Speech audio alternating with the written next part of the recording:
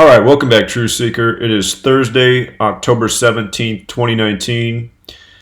We got hockey today, we got postseason baseball, and we got Thursday night football. And I almost just want to let the women from NFL Live pick the game. I'm yet to see where the women have been wrong picking games. Today, both women on NFL Live like the Broncos, and both men like the Chiefs. And I'm sure at some point this trend isn't going to be perfect, but so far, week after week, the women are calling the games correctly. So we'll look at Thursday night football. We'll do the position players. Real quick, let's start off with whoops, that's not what I want. By the way, my video on the Jim Fetzer $450,000 fine. If anyone watched this video before it was taken down, I mean, there was absolutely no hate speech. I just talked about how I wonder if Jim Fetzer's controlled opposition. Anyway, whole video taken down for, where is it? Where's their hate speech? Hate speech. You just can't talk about anything related to Sandy Hook. It's just automatic hate speech. Anyway, that's not what we're here for. Just very irritating. But let's review yesterday. Yesterday, there were 3 good hockey games. If you read the notes correctly, you should have went 3 for 3. There were 3 really standout games yesterday. And looks like I had the wrong date on my notes. Should say October 16th. Probably did that because I was looking at the ALCS game on October 17th. Anyway, I had the... Whoops. Did it there too. Funny. Anyway, yesterday's games, the Avalanche game and the Penguins game was dicey because it was like, do the Penguins get to 5-2 for their 52nd season, or do they fall to 4-3 for Colorado? Probably looked like a few more things. Well, actually, it was just tough. It was the 89th game. The Penguins did end up picking up the 89 points in the game. Again, I thought that one was a little bit of a teeter-totter. Not the safest pick yesterday. In the end, Penguins did win that game yesterday 3-2 to improve to 5-2 in their 52nd season. The Maple Leafs and Capitals, I was digging the 4-2-2 thing, the reflection of 2-2-4, because it connected to the Toronto Raptors, and like we talked about. The Washington Nationals, who were from Canada, are on their way to their first World Series by the numbers. The Toronto Raptors just won the first NBA championship by the numbers. And Toronto Raptors is 2-2-4. I was thinking the Maple Leafs might lose in overtime. They actually lost in regulation. But Capitals did do the 4-2-2 thing. I was thinking both teams might be 4-2-2. I don't know why they didn't do that way. It seems like it would have been a better tribute. The Stars and Blue Jackets game, we saw that there was a whole lot lining up for the Stars to fall to 1-6. Columbus Blue Jackets equals 53, the 16th prime. Columbus equals 106, a lot like 16, like 1-6. When you write out 16, it equals 33. Just like how in the college football game yesterday, Troy won and they did cover and they improved to 3-3 on the 16th. And they did it over, what was it? Southern Alabama, which equaled 33.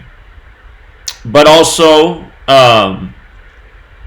13's the 6th prime. Dallas equals 13. The Stars got their, or not the Stars, but the Blue Jackets got their 6th points of the season versus Dallas, which made sense. It's Dallas's 52nd season. When you write out 6, it equals 52. So just a lot of things pointed favorably for the Blue Jackets here. About the only thing you could have said for Dallas was that Columbus could have fallen to 1-3 at home, but again, like we said, Dallas is 13-22, and just all this other stuff looked like the stronger riddle. So Blue Jackets, they did beat the Stars 3-2, beat them in regulation. My favorite game was right here. The Oilers were up 6-1 at one point in this game. The Flyers scored 2 goals at the end, but Oilers looked great to improve to 6-1. Philadelphia 61, Rogers Place 61, where they play. They got their 12th points of the season, the Oilers, in Edmonton. Edmonton 37, the 12th prime. This was by far my favorite riddle yesterday. Plus, we talked about how the Oilers could become 3-0-0 at home. And Philadelphia Flyers equals 300, like 3-0-0. So I thought by far that was the strongest riddle yesterday. And the Sabres and the Ducks. This one was tough because, like we said, if the Sabres didn't get the 13th points versus the Ducks, they played LA next, and LA's 13. The Sabres had a chance to fall to 5-1 in the win and loss column, in Anaheim 51. The Ducks had a chance to get their 16th win all-time versus the Sabres on the 16th of the month. Ducks did take this one. And that means Buffalo, they got a shot at 13 tonight in LA. So the score of that game ended up being 5-2. The Ducks improved to 5-2, winning 5-2. And I'm thinking, am I missing something here with the 52 in these teams? Maybe I am, but anyway. And then the Hurricanes and Sharks game. It was the 41st game between these teams. The Sharks. Let me see. Caller? Hey, Zach. Hey, it's Big P up here in North Dakota. Hey, man, what's going on? Hey, that's great. Yeah, you're right on this fucking NHL, man. You got that thing rolling. It's classic. I was 5 for 6. After you talked about Avalanche, I went with the Penguins, and I actually got another bet on the overtime. Nice. I parlayed the shit out of the Capitals, Blue Jackets, and Oilers. Oh, Jesus. Nice, made man. a little over $100 on those 3 teams. Awesome, man. And I just went with the Ducks, and I lost on the Hurricanes, but no big deal. Yeah, the Hurricanes did. Yeah, you're doing awesome, man. Appreciate it. Yeah, you're welcome, man. Congratulations. All right, keep it up. All right, buddy. Thank you. You keep. All right. Yeah, I can't blame him for betting on the Hurricanes. It did look like they had the better riddle, but the one thing was it was the 41st game between the teams. Sharks equals 41. When I first started doing this like a few years ago, if it was the game number that corresponded with the team, it seemed like almost every time that team won, but it hasn't been that way anymore. In this case, it did work out that way. And we saw that Carolina could stay on 41 points in the 41st game. They could have also gotten to 42 points with an overtime loss. I believe they lost in regulation yesterday. Yeah, 5-2. So, yeah, you know, that one, there was a little something going each way. I do agree that the riddle looked a little bit better for the Hurricanes, so I get why he went that way. But the strongest riddle was a big blowout, and I love that the score was 6-1 before they scored at the end. Again, Philadelphia in 61 keeps the gift that keeps on giving. You might recall just, what was it, a couple months ago, you had the Philadelphia shooting on the date with 61 numerology. The Phillies came in that day with 61 wins. The Blue Jackets game looked really good, and the Capitals. I just like that riddle based on what we were seeing between the cross sports tributes. So that caller from North Dakota, I think he's got good instincts. He was the last caller because to me that would have been a tough call on the Penguins Avalanche game, but he got it right. Caller? Hello? Hey, I noticed that the Chiefs have won 7 straight games against the Broncos. Well, I'm going to count that up and verify it. I think I know which way we're going. Yeah, I've seen the stat on the NFL Network. They won 7 straight against the Broncos. Okay, that's a great stat. I'm going to verify that. I trust you, but if that's true, I got to roll with the 8 straight. That's been the other gift that keeps on giving. So, thank you. Yeah. All right. All right. Take care, man. See you. All right. So that was yesterday's NHL. Again, I try to give you the full notes. Like some people complain, they're like, I can't tell because it sounds like you're saying both teams. If my notes to you look like it could be both teams, that's exactly what I'm communicating to you, that it could be both teams. I'm going to give you all that I see so you can make up your own mind and your own decision. But as you go through this, you should come across a game like this. You'd be like, wait a minute. Looks like everything's pointing for the Blue Jackets here. Yeah, exactly. You know, wait a minute. Looks like everything looks good for the Oilers here. That's how I'm going to do the notes. I'm going to lay it all out for you. And it should be pretty clear which way to lean. So anyway, that was yesterday. And Today there's definitely some teeter-totter games. The Lightning and Bruins game, I remember how the Bruins came up just shy of that 3-2-2 riddle last year. I wonder if they could make the Lightning 3-2-2. Boston Bruins equals 75. Today leaves 75 days left in the year. This is the 103rd game between both teams. That's the 27th prime. You got the day plus the month, October plus 10 plus 17 is 27. It's Tampa Bay's 27th season. If Tampa Bay lost in overtime, they'd have 77 points versus Boston. Boston is 77. It's the 17th of the month, the 7th prime. If Lightning didn't score any points, they'd stay on 7 points in Boston, 77 land.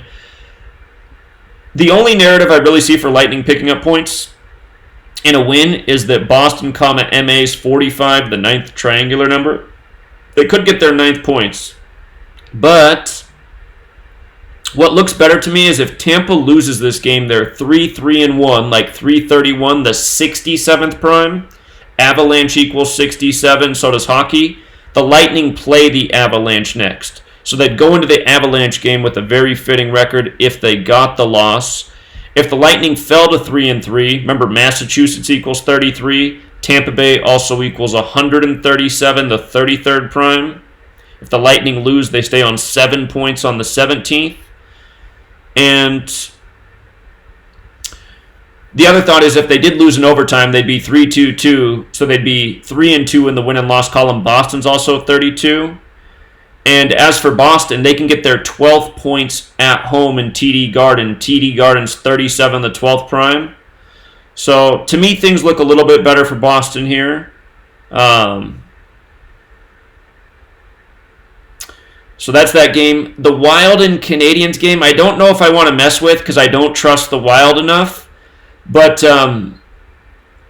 this is the 24th game. Wild equals 24. If the Canadiens lost in overtime, they'd be 2-2-3. And what stands out about that is that would get them to 7 points on the 17th. But 2-2-3 is the 48th prime, and Wild equals 48, just using the alphabet. So Wild would be a nice upset payout because they're a decent underdog tonight. I just don't know if I trust them, but the riddle is there. So let me see. The game's in Quebec. Quebec's 53, the 16th prime. If the Wild lost, they'd be 1-6. That'd be the narrative for the Wild to go down. And let's see. Oh, by the way, these teams play each other back-to-back. So Wild and Canadiens, their next game is against each other, but in Minnesota. I always think it's interesting when they schedule like that. If the Wild won both games, they would get to 3-5. Montreal equals 35.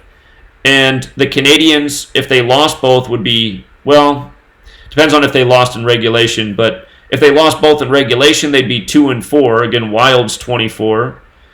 And if Minnesota did win tonight, they would be 2-5. Kind of like the reflection of 52. Minnesota's 52.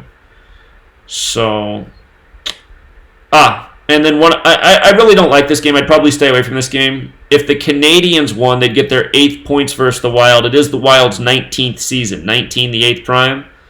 So, if anything with this game, I might use it in the small parlay multiplier because there's some decent games tonight. I didn't include this in the decent group. But I might use the Wild as a multiplier in a parlay with the games I do like. The Rangers and Devils, this is another game I don't really like. If the Devils lost, they'd be at 4 losses. Let me say this correctly. If the Devils lost in overtime, they'd be at 4 losses and 3 overtime losses. 4-3, New Jersey's 43. If they won, they'd have 1 win and 4 losses. New Jersey's 43, the 14th prime. It's interesting that New Jersey's a favorite, as bad as they've been to start the season. I suppose it's because they're at home. The Rangers' next win versus the Devils is 119. New Jersey's 119. They could pick that up in New Jersey. The Rangers' next loss to the Devils is 103, the 27th prime. Again, it's 10-17, October 17th. 10 plus 17, 27. Newark's 27, so they get that 103rd loss. Newark, New Jersey. But personally, that's not a game I would mess with. The Canucks and Blues, this is the 193rd game. Vancouver Canucks equals 193. The Canucks have 75 points versus the Blues today. Today leaves 75 days left in the year if they stayed on that. If the Blues won, they'd get their 10th points. St. Louis Blues equals 39. When you write out 10, it equals 39.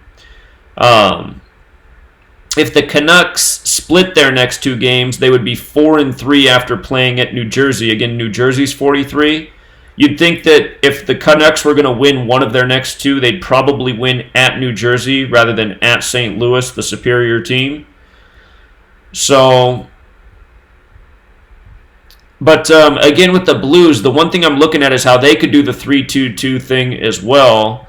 Again, Boston sort of the Boston Blues series sort of had a 3-2-2 ritual. Boston came up one short of getting their 322nd postseason win after David Ortiz, who was born on the 322nd day of the year, was shot. So I'm not sure that these 3-2-2 riddles are done. And that's why I don't really want to go against them. I'd rather just be patient and wait and see, because to me that would be the narrative for the Blues to lose tonight, the 3-2-2.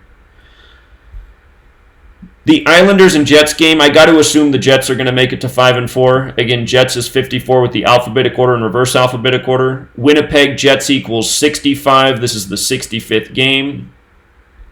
The Jets could pick up their 10th points versus New York. When you write out 10, it's 39. When you write out New York, it's 39. When you write out Bell MTS Place, it's 39. And that's the stadium they play in Winnipeg. The Islanders could stay on 6 points versus the Jets. When you write out 6, it equals 52. Winnipeg equals 52, so they'd stay on 6 points in Winnipeg. Best case scenario, I think, for Islanders would be to win in overtime to get to 7 points on the season on the 17th. Did I say win in overtime? I meant lose in overtime. Best case scenario I see for the Islanders is losing in overtime. That's what I meant to say.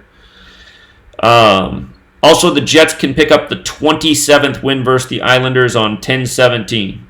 So I like the Jets 54 thing, and that's the 65th game, and again the 10 points. I like all that. The Red Wings and the Calgary Flames, for the same reason I liked Calgary to become 3-3-1, I like the Red Wings to become 3-3-1. If the Red Wings lose, again, they'd be in overtime. If they lose in overtime, the Red Wings, they'd be 3-3-1, like 331, the 67th prime. Calgary equals 67. They'd pick up their 7th point on the 17th. Calgary Flames equals 75. Today leaves 75 days left in the year. Also, if Detroit stays on that 3-3, it would be perfect going into their next opponent. Oilers equals 33, so they can stay 3-3 to face the Oilers. And the Flames face LA next. So if they won, they'd be 4-3, 43 the 14th prime. LA's 14. The only thing I could see going wrong for the Flames is them staying on 7 points on the 17th of the month. But the 3-3-1 just hit with the Calgary riddle in the last game, so I'm going to write it again. It makes sense. Again, 331, 67th prime. Calgary 67, hockey 67. Also, I was thinking it might make sense for the Flames to win today and their next game because they play Los Angeles next. Los Angeles is 53, so they could win today, win the next one, get to 5-3. I'm realizing there's one element I forgot to do in the decode. So we'll go over everything again real quick, looking at the home and away records too for these teams. It's the one piece I skipped. Thinking, oh shoot, I forgot to do that. Okay, the Predators and Coyotes. Arizona Coyotes equals 75. Today leaves 75 days in the year. It's going to be the 74th game between these teams. If the Predators won, they'd get their 10th points. Arizona equals 39. Nashville equals 39. Again, when you write out 10 as a word, it equals 39. If Nashville lost in overtime, and if the Coyotes won, they'd both have 83 points against each other. Nashville Predators is 83.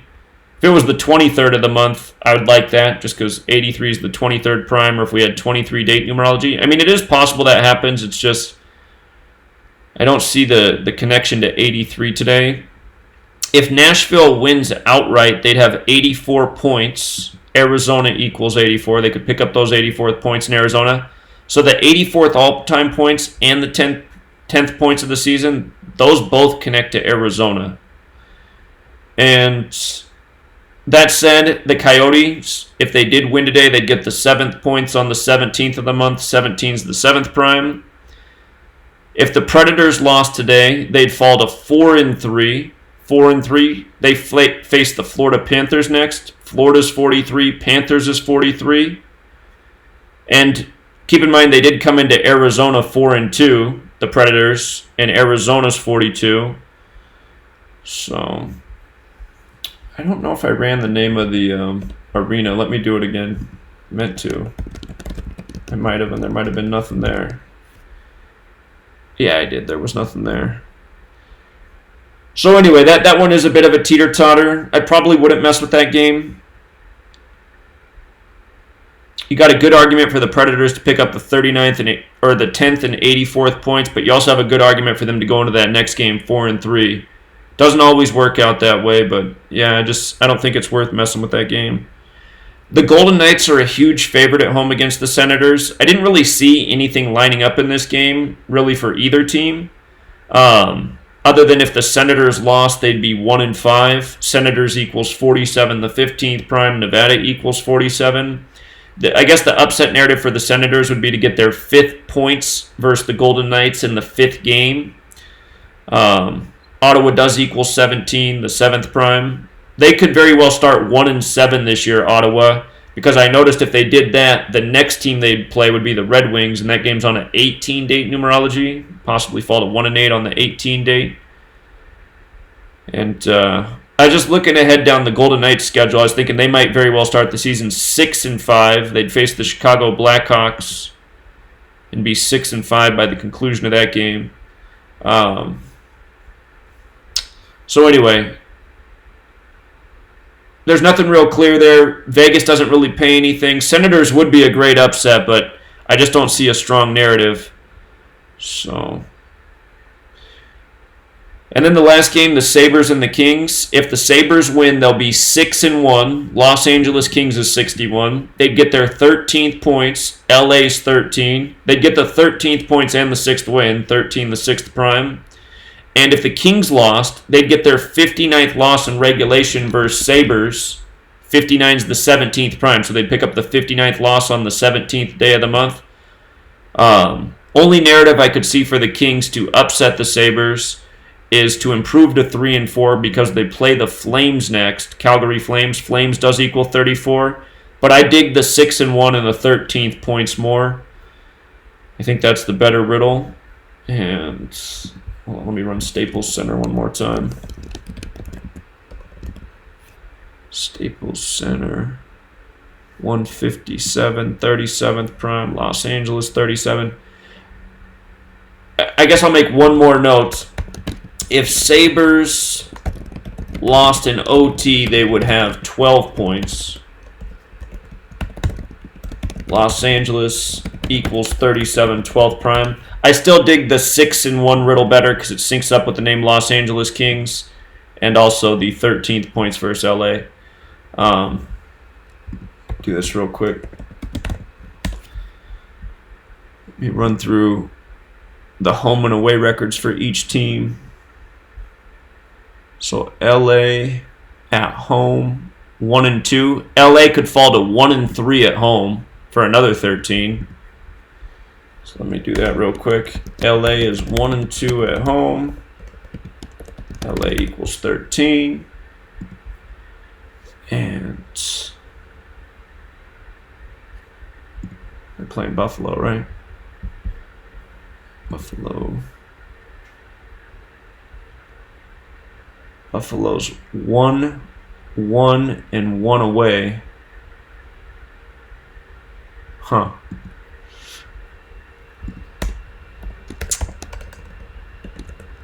Buffalo is 1-1 and 1 away.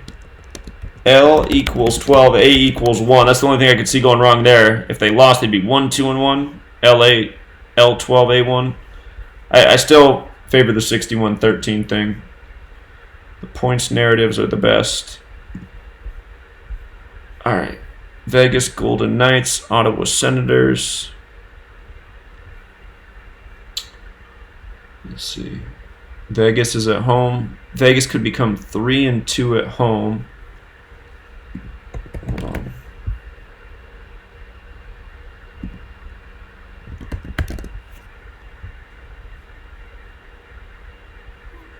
Or they could fall to 2-3. Las Vegas is 23.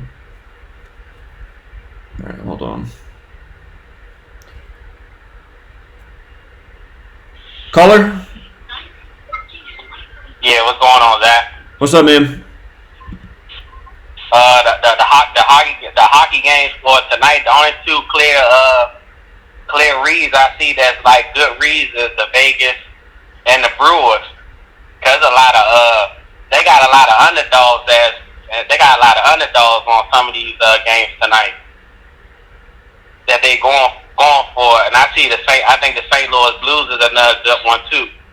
Okay, you see things different than me today. I already put out my thoughts, but I appreciate it. Yeah, cause I noticed this season, like sometimes when people be the big favorites, sometimes they be switching the narrative and then they end up losing. Yeah, that happens a lot in hockey. It's probably gonna be like one or two of these underdogs might come through and probably come through today, but I just don't know which one it's gonna be though. Cause I see there's only 3 good ones I see, and they got I know Vegas is a big favorite. They got them at 320. And those games go the opposite way a lot actually in hockey. So it's very possible that they do lose. Yeah, and the Calgary is they got Calgary 233 against the Red Wings tonight. Okay. That's only two biggest spreads in hockey tonight is those 2 games. But all the rest of them is like very tight. Okay. All right. Appreciate it, man. Thank you. All right. Thank you, man. All right. Yeah. Welcome, Sid. Okay. So narrative for Vegas to lose at home is they could fall to 2-3 at home. Las Vegas is 23, but if you use that rule for S, it's also 32. And let me see. Ottawa. Let's see what their road record is.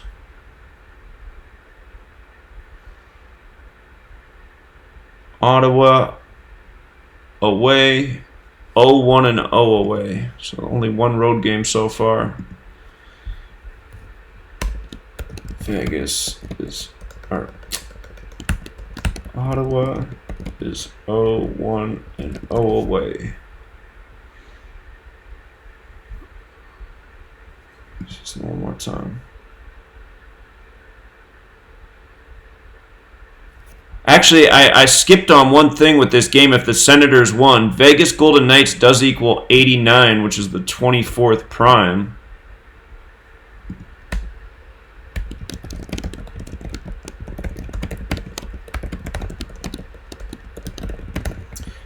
But yeah, hockey, when lines are like this, I mean, there were plenty of games like this last year where the underdog won. So it's... For the first half of the baseball season, lines like this hardly ever came through, but it's not the same in hockey. So, okay. So Vegas could fall to 2-3 at home. Senators got a shot. I mean, you could think about using them as a parlay multiplier with some of the games that look good. The last caller, I don't know what he was talking about with the games that he thought were clear reads. He didn't say where he saw that, but the games that look like clear reads to me, we went over.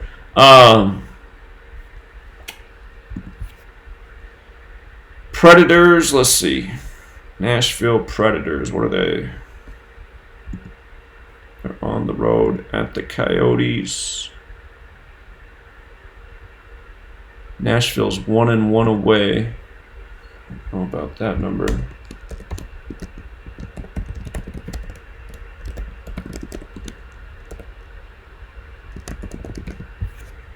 Arizona at home. 1-1-0. I think that one's going to help us out for that game. Detroit at Calgary. All right, Calgary's 2-0-1 at home. Caller? Hey, what up, Zach? What's up, man? Ramsey, the cornerback who got traded from he got traded from the Jaguars to the Rams. He had a back problem. He couldn't play and practice. Now he's with the Rams, no back problem, disappeared. Right.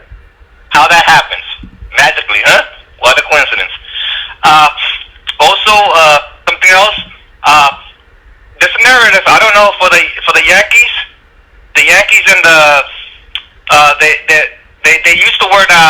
They had an argument. The coach Boone, he said we're savages, and they actually made a video. They made a video. We're savages in the box. So that being said, fast forward recently, right now, the boxer who is usually from Earl Spence, he had like a very serious injury, car accident, and he got booked for DWI. But he said on the Instagram, "I'm all right. I'm a savage." Okay. So kind of connection right there. So one last thing. There was a trend. I love hopping up on trends. Last season in the NHL, there was a trend. The over one hockey goal on the first period. It was playing, and even though it was playing so much that Vegas was juicing it a lot more to try to prevent people from playing that. Last night game, all the 3 games had over 1 goal in the first period. So something to look into. That's all I got. All right, appreciate it. Thanks, Izzy. Bye.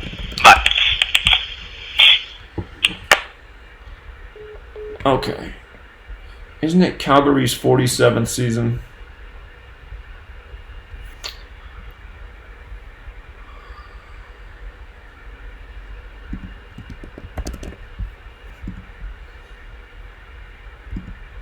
Yeah, it is Calgary's 47th season. Okay. Something else to think about here with this Calgary game.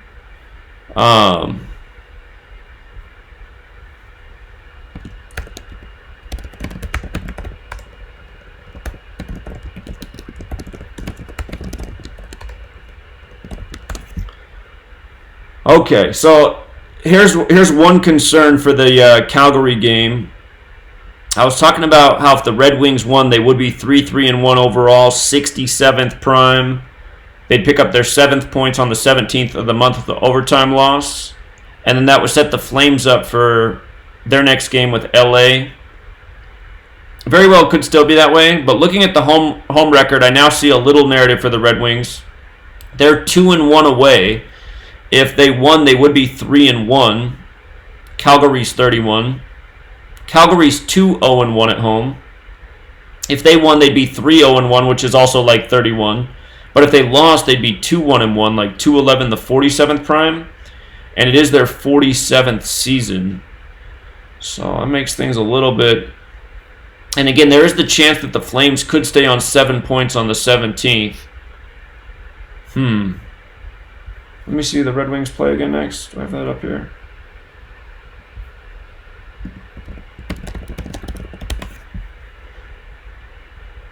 That's right. The Red Wings play the Oilers, so if they didn't get a win, they would go in there.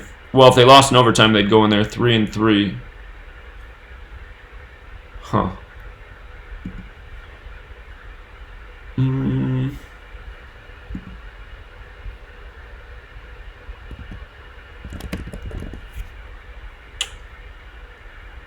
Wow. All right, that makes this game a little bit more dangerous. Still, the overall season records seem to be better than the home and away records. I remember last year for a minute with the NHL, I just even stopped looking at the home and away records because it was taking me off good picks.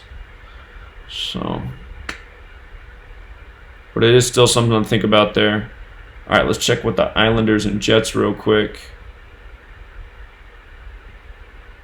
Islanders and Jets. Let's see. Islanders are on the road. So Islanders 0-1-0 away. All right, it's not going to tell us anything.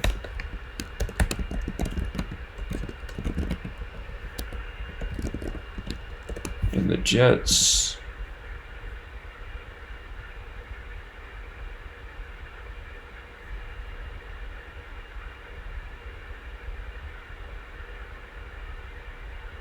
One, 2-0 at home.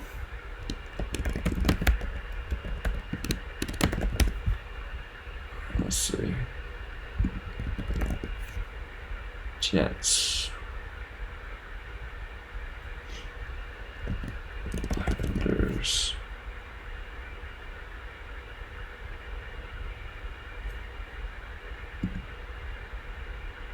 All right, yeah. There's nothing clear with the home and away record, but still, just that overall record still makes sense for the Jets. All right, Canucks and Blues.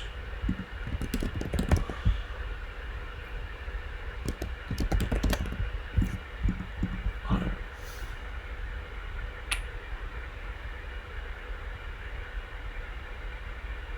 Vancouver is away at St. Louis. Vancouver's 0-2-0 away.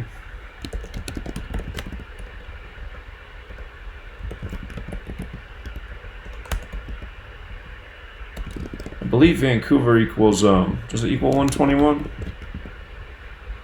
I wonder if they could end up in their next 2 away games getting a win and an overtime loss. Still doesn't tell us anything for today, though. So it could go either way. Keep an eye on that. And the Blues 1-0-1 at home.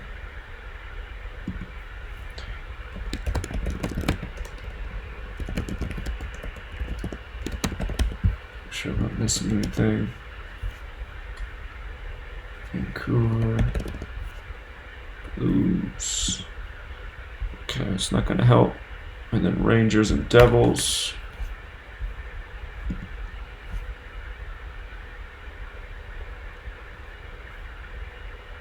All right, Devils 0-1-2 at home. Hold up. Devils have a 1-2 connection? No. All right, Devils are 0-1-2 at home. And Rangers 1-0-0 away.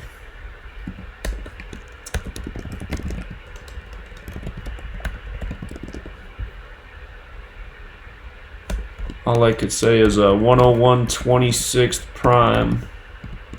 Devils equals 26, but those 101 rituals, there's been a couple that could have come against the Devils, and so far they haven't hit, so I can't put any stock in that, but I'm going to watch for that tonight. Caller? What's up, man? Hey, I just want to tell you messed up on one of the notes you put. You wanted to put 89 to 24 prime. You put 84 to 20 next time. Oh, I got dyslexic. I know what game you're talking about. Let me go down and fix it. That's all. All right, thanks, man. Appreciate it. Okay. Where was I saying that? That was with the potential upset for the Senators. Yep, right here. He's right. 89, 24th prime. So Senators with an upset. They'd be a nice payout if it hit, but it's tough. Okay. All right, Devils were 0-1-2 at home. Rangers were 1-0-0 away.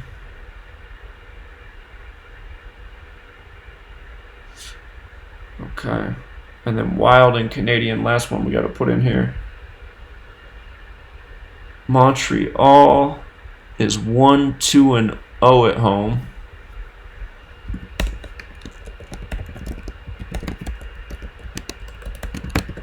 And Minnesota Wild.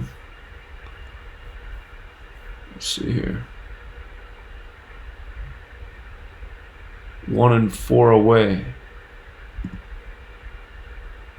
All right.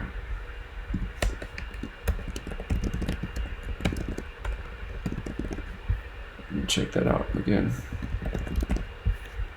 Montreal. Wild. Okay, so there's nothing. Well, Wild equals 24, 24th game between two teams. So the Wild could get to 2-4 away in their 24th game against the Canadians. And you know what? Canada equals 24. Just like how the Raptors won the NBA Finals in their 24th season.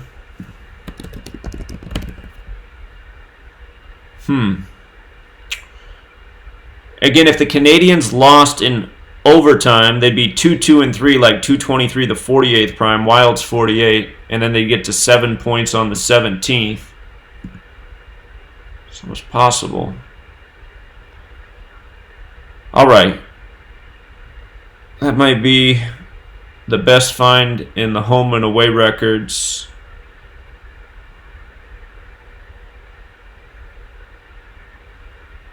Still like the Jets over the Islanders. Make sure I didn't miss anything with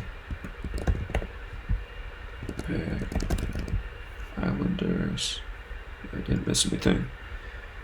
The Red Wings and Flames, by looking at the home and away record, it cooled me off a little bit on the Calgary game. I'm still favoring them, but I just don't like that the Red Wings do have a chance to get to 3-1 away because Calgary is 31. And we just saw another team do 2-1-1 against Calgary, like 2-11 the 47th prime in Calgary's 47th season. So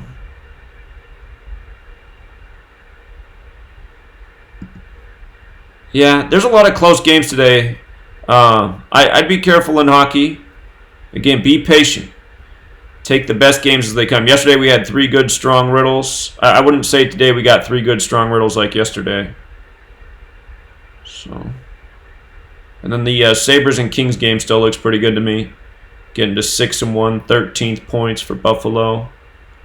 So, update the NHL notes right there. And let's move on because we got other things to talk about before the games get going. ALCS Game 4. Game 4's got 130, and the 130 out of all these numbers, there are other numbers up here, but out of all these numbers, the only one that I saw that could play today was the 130, and the way it would play is with Zach Greinke. If Greinke lost today, he'd get his 130th total career loss, regular season and postseason. But hold on, let's just go through everything. I guess I can get this now. If Houston won today, they would become 3-1 in the series. And we know that's a big number with Houston. Houston 31. Just like how when they were up against Tampa Bay, there was a good chance. Is that what it was? Fall into 3-1? I forget. There was a nice 31 riddle that could hit. If you go back and review the notes. But anyway, that 31 played there. It's played all season, 31. So if Houston wins today, they would be 3-1. You got to consider that. Again, that last game the Yankees lost. It was 237 days after Severino's birthday. The Yankees were going for that 237th postseason win. They didn't get it, which I find interesting. If the Yankees lost today, they'd get their 167th postseason loss, which is the 39th prime. Again, New York's 39, and you got 39 date numerology now that the game was rescheduled. So that could happen. The Yankees are 4-7 versus the Astros in the postseason. New York does have the 48 Gematria. However, I was tripping. I forgot something else that should be up here. Houston Astros is 75. So if the Astros lost, they'd be 7-5 against the Yankees in the postseason. And this shouldn't say... I'll write it this way. Today leaves 75 days in the year. So Astros could fall to 7-5 on the day leaving 75 days left in the year, and Houston Astros is 75. So that does stand out as well. Caller? Hey, Zach. I'm not sure about tonight's game, but I'm leaning. I think it's going to be Houston and the Nats and Nationals. The one reason I'm thinking is there's actually 2 reasons. One is as far as logistics. You have if the Yankees win and National, it's very regional, and if you have the as far as money perspective going, if you have the Houston, it's more, you got 2 different areas, 2 different, zone, which is a bigger demographic for people, for more viewership for the game. That's one. And then another thing is, I noticed there's a narrative going as far as with the Yankees power hitters. Stanton, he's one of the best hitters that Yankees have. He actually got injured. He played in game 1. He got injured, and he got taken out. And since Game 1, he hasn't played. He's one of the best batters. And I'm thinking, like a local reporter just ripped on him. You're in the semifinals for the World Series. If you can't walk or in a wheelchair or in the hospital, you're going to a bat. And the thing is, the Yankees in the American League, they have to DH. All you have to do is swing the ball, and then they can put a pitch hit runner. And he's sitting on the bench. What that looks for the team, if that was quote unquote real and not scripted. Sure. Yeah, and like we've been talking about since before the postseason began, there's a strong narrative for the Nationals and the Astros, which is why I told people to put money down on that exact pick. And don't forget, it's the Nationals' 51st season, like Houston Astros equals 51. So, yeah, I hear you. All right. That's all I got. All right, thanks, man. Okay. So, Tanaka beat Greinke in Game 1. Tanaka... He can either improve to 6-2 in the postseason, or he could pick up his 46th career loss. Houston, Texas is 62-46, so that's tricky. If Tanaka won, he would be 14-9 for the season, kind of like 149, the 35th prime. Yankees equals 35. Skull and Bones is 149. We've seen a lot of Skull and Bones rituals. So Tanaka's numbers, I'd say, are more favorable. Today's 351 days after his birthday, the 26th triangular number, Yankees equals 26. Caller? Hey, what's going on, Zach? Hey, what's up, man? I'm good, thank you for asking. So if you can Google something for me for 1 second, I just want to show you something. I thought it was kind of interesting. Okay. Can you Google Gerardo Parra? Gerardo. Parra has 8,000 reasons. Because I've been looking for a connection between the Raptors and the Nationals besides the Canada thing. And I thought this article was pretty interesting. So Gerardo Parra, while he was a member of the Giants, supposedly entered a player pool for the NBA playoffs that started earlier this year.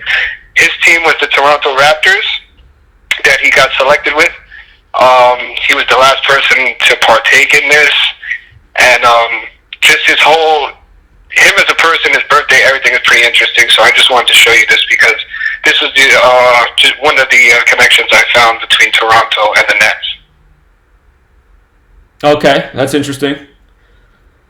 Right, so if you read it, I'm sure you'll probably have some time to do some work on it after, but it's just an interesting article. Okay. I got it up here on the screen. So it looks like it was published June 6, 2019. And also another thing that's interesting that I noticed, Washington Nationals, they had the Major League Draft that was this year, that first draft pick this year was the 17th pick. He ended up being a pitcher from St. Louis, just like Max Scherzer. They compared him to Max Scherzer. I just thought the 17 was interesting, being that Aaron Boone wears the jersey number 17. That was the only thing I saw. And also, Ted Lerner, the owner of the Nationals, has a substantial real estate investment in New York. He owns Chelsea Piers. So that's another New York connection, but I don't know how deep that is. That's all I have, Zach. All right, yeah, good observation. All right, thanks, man. All right. Bye. Hold on, let me see here. Somebody just sent a text message. I just want to see if it's related to what we're talking about.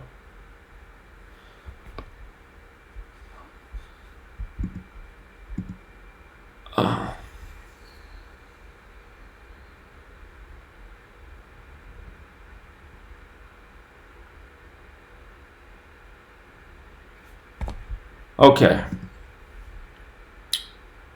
So anyway, it is interesting that it's Tanaka's 351st day of his age. Again, that's the 26 triangular number. Yankees 26. He could get to 6-2 in the postseason. The reflection of 26. Again, he could improve to 14-9 for the season. And then Greinke, last game was easier to see with Greinke because Zach Greinke equals 187, so does New York Yankees. And last game with a loss, he was going to become 18-7, which he did. But now that he is 18-7, it's just like, where does he go from here? What makes sense for Greinke from here? So he's been disappointing in the postseason so far. Again, Game 4 is 130, and he can pick up his 130th career loss, so that does stand out. Tanaka already beat him in Game 1. make the series a lot more interesting if the Yankees won today. Part of me is wondering, though, if the Yankees could go down 4-1 just for another skull and bones riddle, just like how they lost the other day 4-1 as the Nationals, or the Yankees lost 4-1 the other day as the Nationals advanced to the World Series. Boone, he's 6-5 in the postseason. If he won today, he'd be 7-5. Houston Astros 75, and again today leaves 75 days left in the year. So you got that riddle 2 times. Caller? Hey, Zach, you in the middle of a live stream? I am. Oh, I can call you back later, man. No big deal. All right. Right on, dude. My mind ain't right anyway. I got court tomorrow, dude. So I'll get back at you maybe Saturday or something. All right, sounds good, man. Take care. All right. All right, see you. All right, bye. Okay, so the 75 thing played in 2 ways today, and that might be the strongest riddle since we are on the day leaving 75 days left in the year. Again, if the Astros lost, they'd be 7-5 against the Yankees in the postseason. Caller? Yeah, sorry, Zach, just one more thing. So Gerardo Parra wears the number 88, just like Trump. And also the day that Kawhi Leonard hit the game winner against Philadelphia in Game 7, Gerardo Parra broke up a no-hitter facing the Dodgers. Okay. I believe it was his first hit as a National. I don't quote me on that. I'm not sure. But I believe it was his first hit as a National. It was May 12th. He got signed May 9th. So. Okay. I just thought it was interesting. He broke up a no-hitter against the Dodgers, who they ended up beating in the first round. It's kind of interesting. Yeah, that's a good observation. All right, appreciate that. Thanks. All right, thanks, man. Okay, so anyway, it's hard to go against a Houston 31 riddle, but in fact, in light of the fact that Boone can get to 7-5 in the postseason, Houston Astros 75, they leave 75 days left in the year, and again, the Astros can fall to 7-5 against the Yankees in the postseason on the day leaving 75 days left in the year. You know, it's there. Again, the things you have to go against is Houston becoming 3-1 as much as 31 plays with Houston, and you have to go against the Yankees picking up their 167th postseason loss on the 39-date numerology in New York, where 167 is the 39th prime. But I think what's most specific is, again, the day count and the way those 75s line up. Plus, also, Greinke picking up his 130th career loss in Game 4 also has some rhyme and reason. Let me go back and look one more time at the day Greinke was acquired and see how that syncs up with today, too. Because that could be another clue. Greinke traded to Houston. Let's see.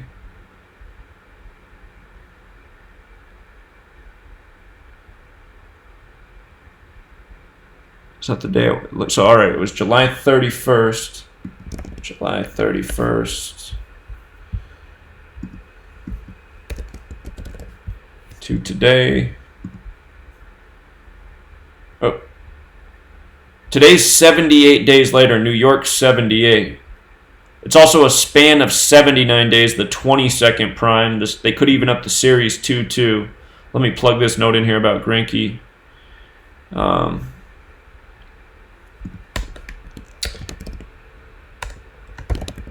Greinke was acquired July 31st, 2019, 78 days ago, or a span of 79 days. New York equals 78. 79, 22nd prime.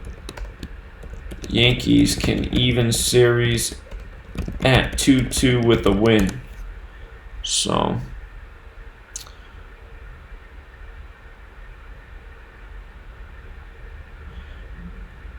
Oh, one other important note that needs to be covered that I don't think I hit yet was the Yankees right now are 4-2 in the postseason. They went 3-0 against Minnesota and they're 1-2 against Houston. If they lost today, they would be 4-3 in the 2019 postseason. Astros is 43. New York Yankees is 191, the 43rd prime. So if they won the next two, they could get to 6-2, the reflection at 26. So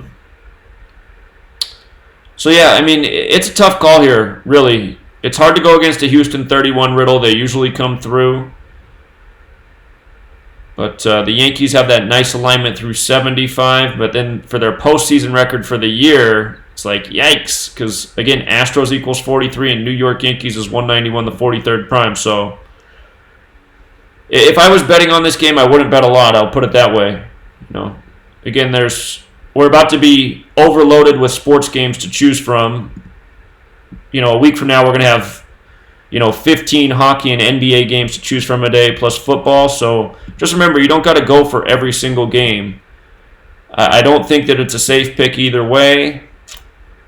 I'm leaning Yankees just barely because of the 75 thing. Just the way those two 75s could work out on the day, leaving 75 days left in the year, in light of the fact that yesterday's game was rained out and it was pushed to this day.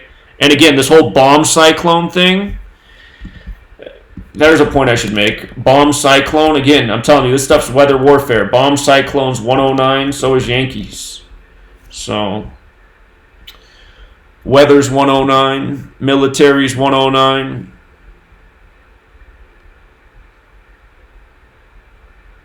Yankees would have to they'd have to win 2 more games. If the Yankees do win 2 more games in this postseason but don't advance, they'll finish the season on 109 wins. Again, Yankees 109, very possible that happens. I wouldn't be surprised if this series went Game 7, just because both teams have the 43 connection. So it makes sense for this series to go 7 games.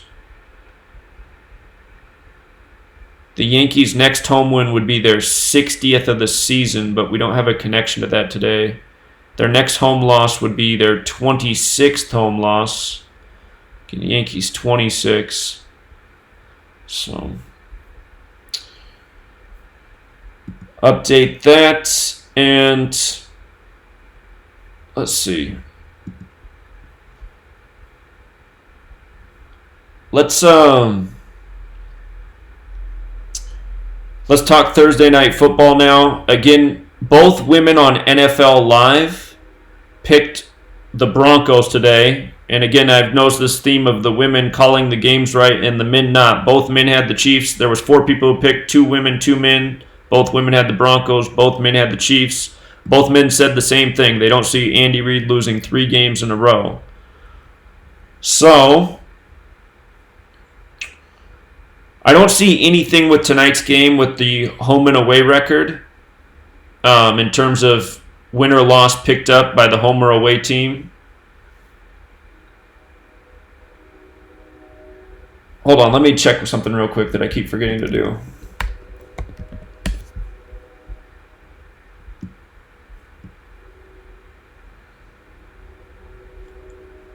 Ridiculous throws in Denver.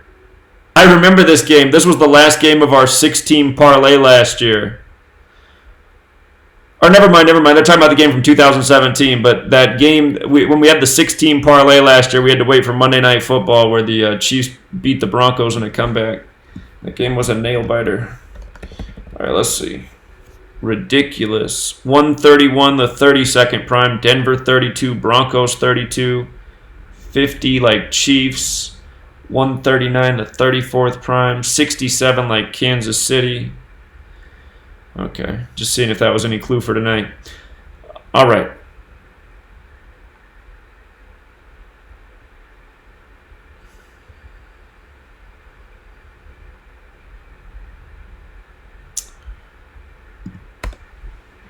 Okay, so home teams are 3-3 on Thursday Night Football, which means away teams are 3-3 as well. Colorado equals 43, but you can make an argument for either team becoming 4-3. If the Chiefs lost, they would be 4-3 for the season, and they would be 3-1 away. Denver does equal 31. Remember, if the Broncos lose and the Chiefs win, Chiefs would become 4-0 away. TNF's 40, and the Broncos would fall to 1-3 at home. TNF's 13. Before I go any further, let me just verify what the caller said. About 20 minutes ago, he called in and said the Chiefs have won 7 straight against the Broncos. If that's true, that means they could pick up their 8th straight, and those streaks of 8 have been great. Last Thursday, the Patriots won their 8th straight regular season game. Let's see. All right. 1, 2, 3, 4, 5, 6, 7, 8. Well, I'm counting 8 straight right now. Or hold on, I see why I'm counting that. Never mind. I went back to 1960. Hold on. Let's get current.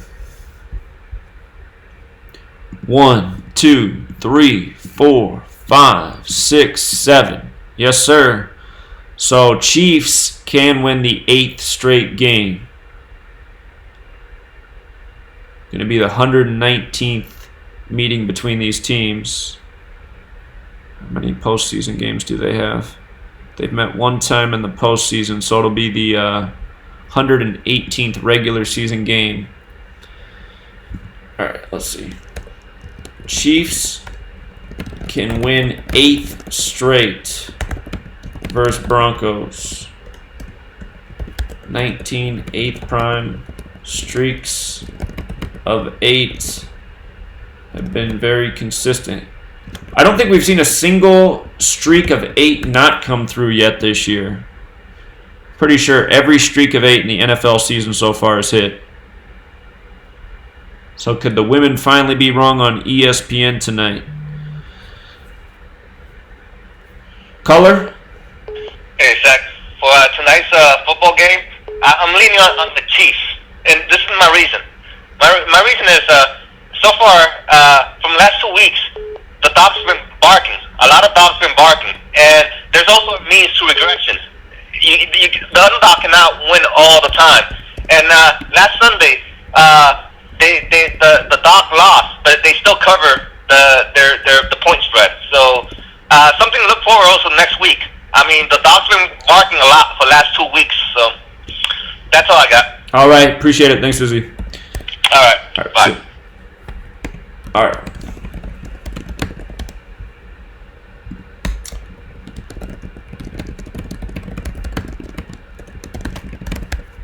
Denver does have this 31 connection, but honestly, I don't ever really see the Denver 31 riddle hit. The 32 hits a lot. Okay. For the person who just called in, it only rang one time and then it hung up. I don't know if you hung up, but if you want to call back, I will pick up. I only saw one ring and then it went right to no call. Okay. So again, streaks at 8, super tough to go against. Chiefs have that in their favor. The Chiefs are 63-54 versus the Broncos in the regular season. If they lost, they would get their 55th loss. Thursday Night Football's 257, the 55th prime. Caller? Hey, so on ESPN NFL pregame show, they said Patrick Mahomes is 3-0 against the Broncos, so he could go to 4-0 TNS. There you go. All and, that. Yeah, that's a good... Yeah, that was all. Bye. All right, thank you. Caller? What's going on there? Hey, what's up, man? Good.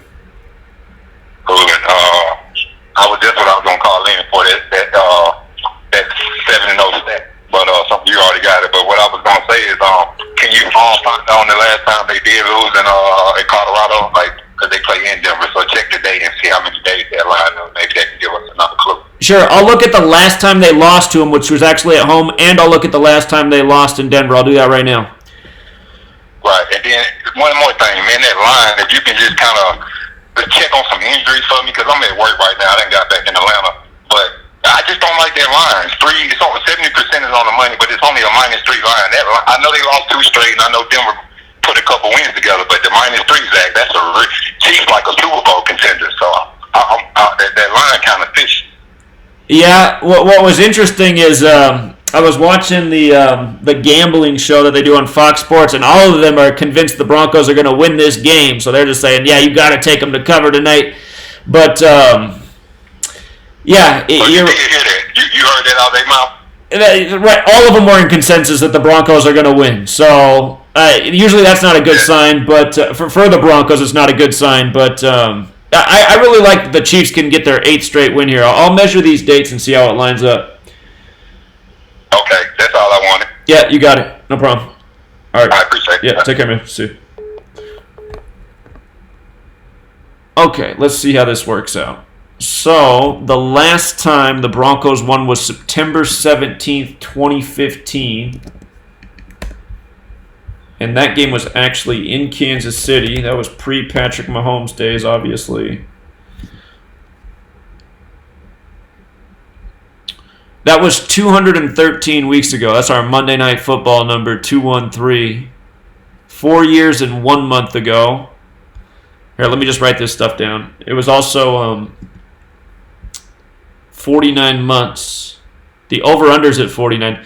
You know, the only thing... okay, we haven't seen a streak of 8 fail yet.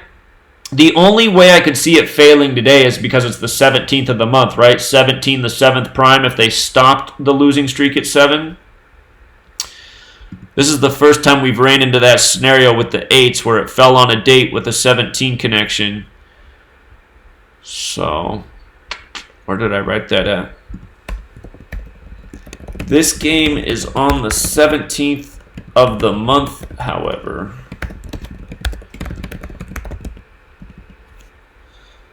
Okay.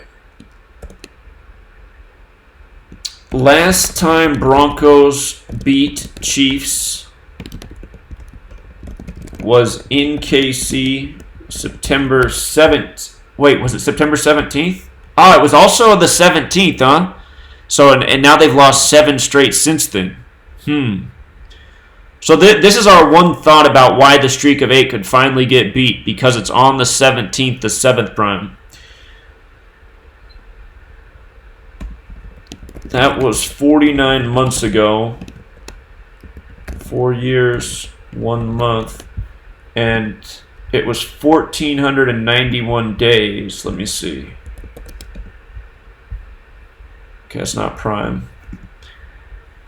And let's go back and look at the last time they lost in Denver. That was September 14th, 2014.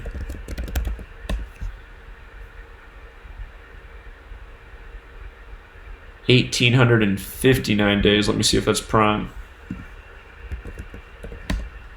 Nope. And 5 years, 1 month, 3 days. 61 months, 3 days. I don't really see anything super interesting in that number. Caller? Hey, Zach. What's up, man? You want to do college too? Is there college football today? Yeah, 2 of them, yeah. It's, hold on, I'm sorry, I'm looking right now. Okay, today, UCLA plays Stanford at 9 o'clock, and 7:30 game is ULL against Arkansas State. Okay, I'll take. What time do they start? First one starts at 7:30. The Arkansas State starts at 7:30. What time zone? Eastern? I'm sorry. Eastern Standard? Yeah. Okay, so it starts in 20 minutes. Okay. All right, I'll try to take a look at it. Yes, sir, no problem. All right, thanks, man. Bye-bye. All right, you do. Okay. All right. Last time Broncos beat Chiefs in KC was September 14th, 2014. Okay. I want to see something real quick.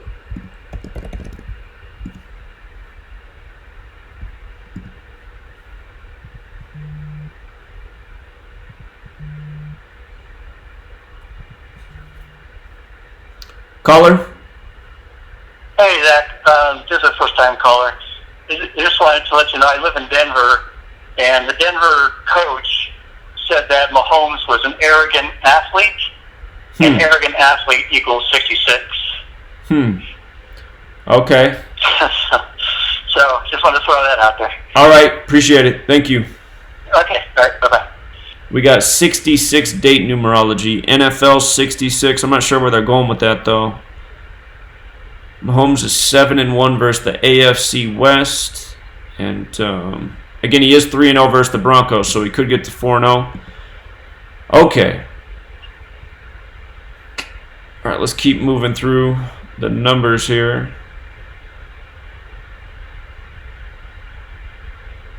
The next time they play each other, I'll be on a date with 66 numerology as well. That's weird that both their games are on 66 dates. What would that be about?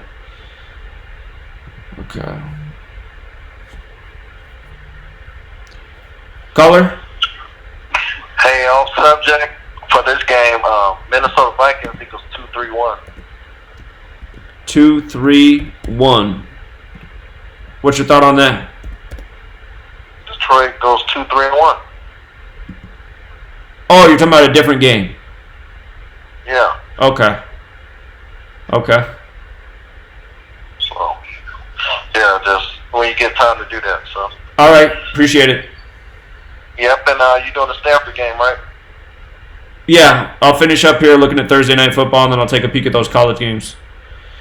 All right. Yep. All right. Let him in. Okay, so again, Chiefs can improve to 4-0 away on TNF 40. Chiefs could also fall to 4-3. Colorado 43. If Mahomes wins, he'll be 10-3 away. Broncos is 103, like how we saw Rodgers get his 103rd regular season win against the Broncos earlier this year. Mahomes is 17-6 in the regular season. If he lost, he would be 17-7. 17's the 7th prime number. It's the 17th of the month. Again, that's the only. It's very interesting that this winning streak started on the 17th, September 17th, and could end on the 17th at 7 straight games. Yeah. Caller? Hey, Zach. You were talking about the 66.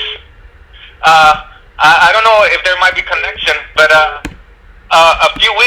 couple weeks ago, when Mahomes was throwing really good, had good stats, I just mentioned Madden. He's on the cover of the issue, and they gave him the rating a 99 rating. So I don't know if that's something I have to do. Also, one last thing. Take a look at the refs. You know what happened Monday? The refs. We might have to look into the refs too. Sure. Yeah. All right. I'll take a peek. Appreciate it. Caller? What's up, brother Zach? Hey, man. Hey, so I got your post on Patreon about the two ladies and the two guys, and the two guys, they oppose each other on the picks, and you said the ladies are more accurate with their picks? By a huge margin. And they picked the Broncos. Right. And wow, I mean, because it looks like, I mean, it's just a hard call then. I haven't heard you talk about that in a few minutes, so I'm just wondering how are you still thinking that that's a good stat? What, going with what the women say? Yeah. Well, again, there's got to be some week where this trend changes, but so far it's been like flawless. When the women call the game, it's right. When the men call the game against the women, they're wrong. So, there'll be another call tonight. If you're watching the football broadcast, and they'll have one female out there. I mean, if you want to wait until you hear what that woman says, if she goes Broncos too, honestly, it'd be hard to. It's hard to go against the women at this point because it seems like it's a gimmick to make it look like the men who are all former football players are dumb dopes, and these women who are just like studio people, they know it all. So what's the stronger riddle? These women or the 8 straight? So again, 8 straight's been perfect so far this year, but we do see a reason why it could stop at 7 straight because it's the 17th of the month. 17's the 7th prime, and the streak began on the 17th of September in 2017. So let me make sure that was the date again. I know it was the 17th of September. Make sure I got the.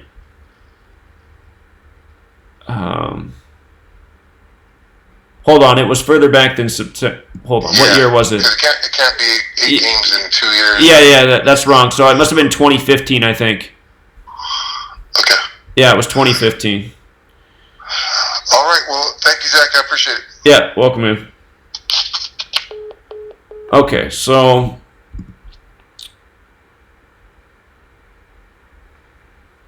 September 17th, 2015. Okay. What was I thinking about?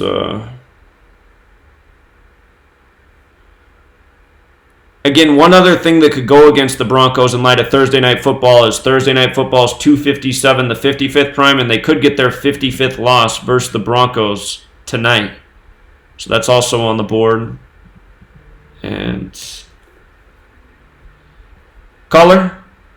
Hey, do you think there could be any connection with the Kim Jong-un story about him riding a white horse? I think it came out yesterday regarding the Broncos. Yeah, possibly. Yeah, so. I didn't actually look into it. It just popped into my head, and I figured I'd call to see if you wanted to take a look at it or not. Okay. All right. Thanks, man. Bye-bye. Okay. So, again, just looking at the stats, if Mahomes did become 10-3 away against the Broncos, that does make sense, but 17-7 in the regular season on the 17th of the month to start Week 7. He can get his 7th loss to start Week 7. And that's the one other thing I'm not thinking about, too. It's a 7-game winning streak, right? And it's Week 7. So maybe this could be the first game where the streak of 8 breaks.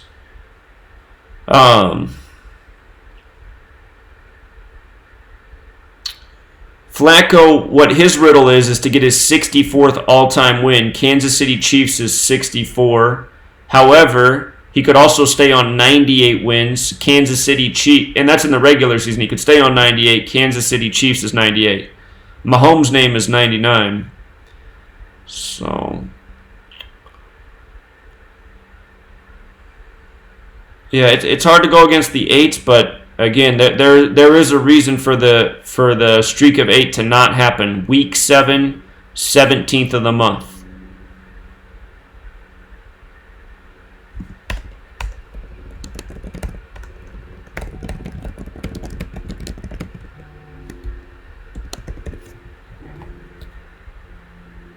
Caller? Hello? Caller? Caller, I think you're going to have to call back. Something's wrong with the signal. I can't hear you. Next caller? Hey, Zach. Hey. Hey, so I noticed the Chiefs have won 4 in a row in Denver, the last 4 games. Right. Do you think maybe they go 4-1, like Thursday Night Football is 41? It's possible. It's possible. So it could make some sense. Denver equals 41 too. So. Yeah, and I noticed with the scores in Denver, the most the Chiefs have scored is like 27. I think they scored 29 a few years ago, but like they've been right around like 20, 27 points. So I'm thinking maybe this will be a low-scoring game. Like maybe we'll bet the under or what?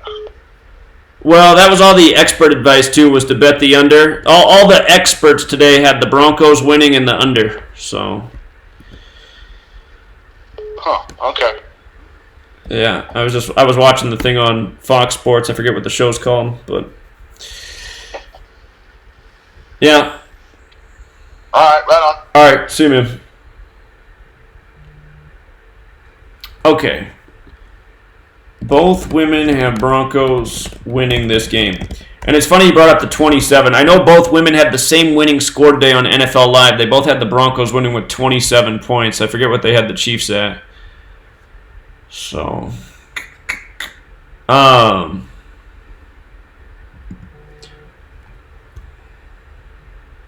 caller? Hey, Zach, just to throw this one out there for you. I was checking out the spread.com, and it says, I think about 77% of the... Next. Just thinking about that. Caller? Hey, Zach, just a quick tip for the Thursday Night Football game for the fantasy. So Travis Kelce wears the number 87. Today he's playing in his 87th game. His quarterback, Patrick Mahomes, wears the jersey number 15. His birthday is October 5th. And he's on his 13th day of his age after his birthday. And we all know that TNF equals 13. Right, and he likes Kelce a lot anyway, so yeah, that's probably a good alignment right there. Oh, yeah, he's on, I don't know, he's on 33 touchdowns. The 34 is well placed into, isn't Denver 43? Colorado's 43. Colorado's 43, okay. Yeah. Yeah, so he might get his 34th touchdown, I don't know. Yeah, that could be. Yeah? That's all I have. All right, good observations. Thanks, man. Thank you. Okay. Here, just real quick, since this college football game starts in 10 minutes, we'll just pause on the NFL because we got an hour till game time. And I'll take a look at these college football games real quick just in case they're better picks tonight. And then come back to the NFL game because there's not as much stuff to look at with college. Caller? Yeah, Zach, just keeping it simple. Doesn't Denver Broncos equal 71? It does. It does. So, it's possible. Say that again. You cut out. For the Broncos, no? You cut out. What was your thought after the 71? Shoot, his call dropped. Well, he was saying something about Denver Broncos 71. Maybe he was pointing out that it's the reflection of 17. Hold on real quick.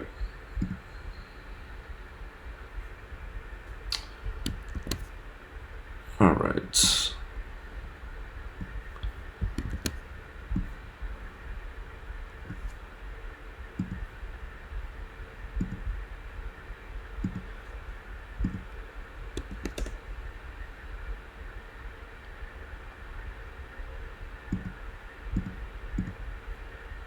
All right. Louisiana versus Arkansas State. Raging Cajuns. All right, hold on.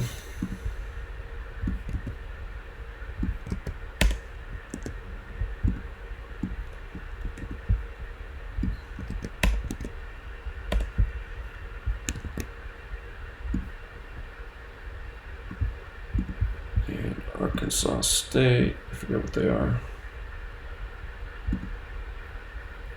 Red Wolves.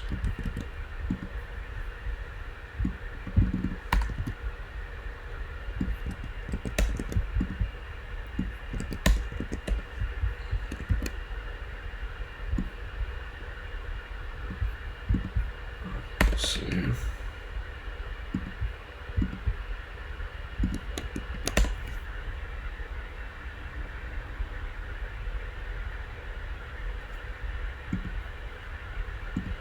All right, looks like Louisiana's the favorite on the road by 5 points. The over-unders is 69.5. Let's see. Does either team have a 70 connection? Arkansas State Red Wolves is 74. Centennial Bank Stadium. Let's see what that is. Jonesboro, Arkansas. 77.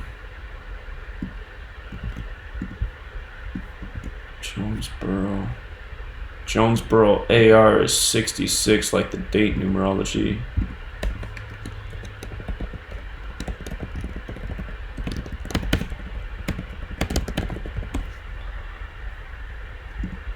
Okay.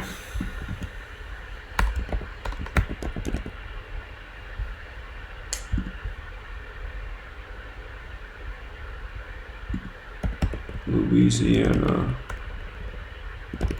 football head-to-head. State, their 38th season. All right, so Louisiana's 21-14.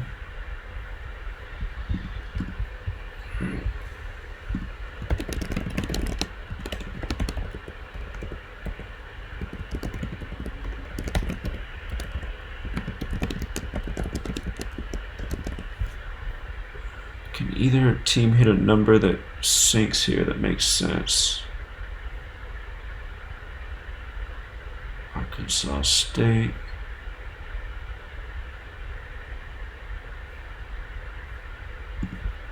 Jonesboro, Arkansas.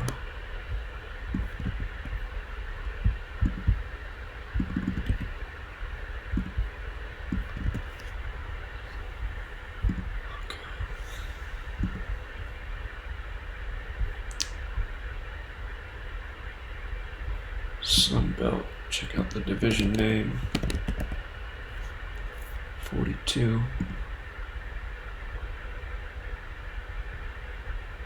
Okay.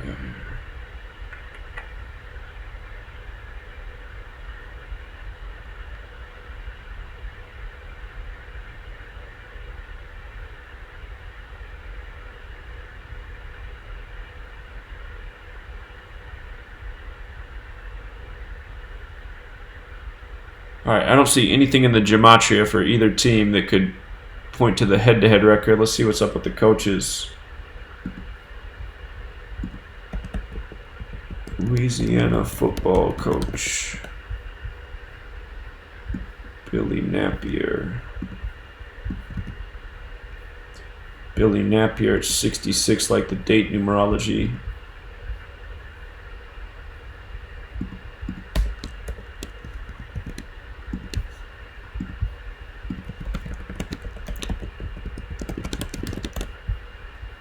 Okay.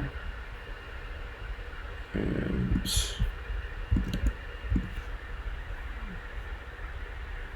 he's 11-9.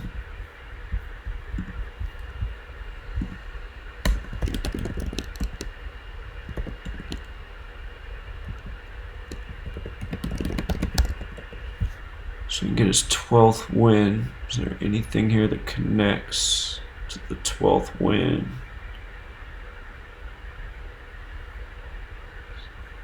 If Arkansas State lost their next 2 games, I suppose they could be 3-5. Arkansas State's 149, the 35th prime.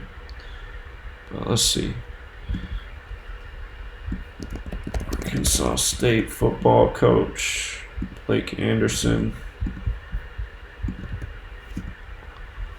Check out his name real quick. 49. He's 42-28. His 71st game.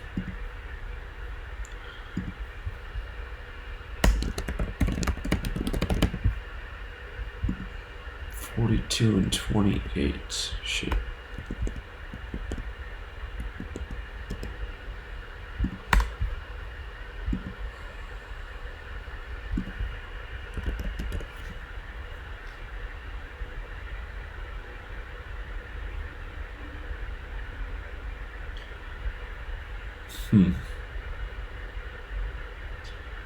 Guess we can see who they play next. Arkansas State plays Texas State next. Texas State Bobcats.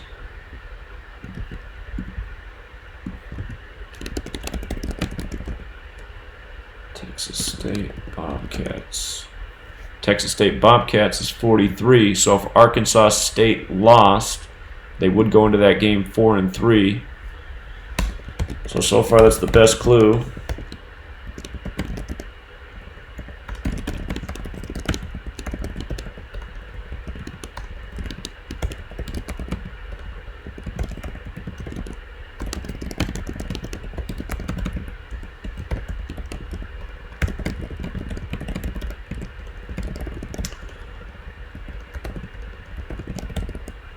Okay, so if Arkansas State loses... Oh, shit, hold on. No, I'm reading that wrong. They'd have to win to get to 4-3. Hold on.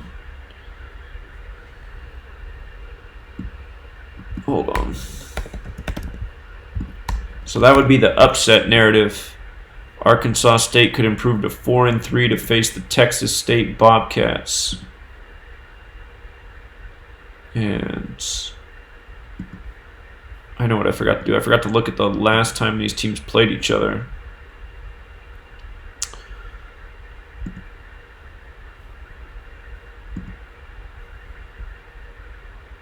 Okay. October 27th, 2018. So they played each other 355 days ago. Louisiana won 47-43 at home. Louisiana got wasted by Arkansas State at Arkansas State October 19th. So 90 points last time, close game. But this time, different home field. Okay.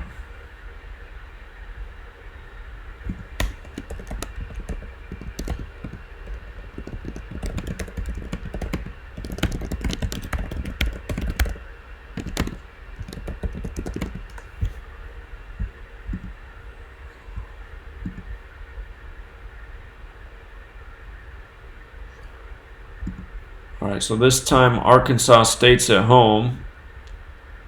Let's see who Louisiana faces next.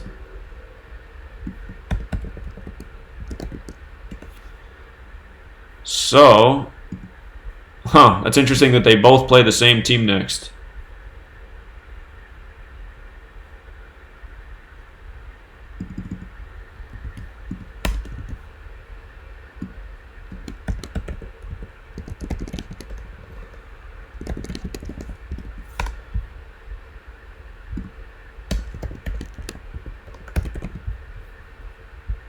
Okay.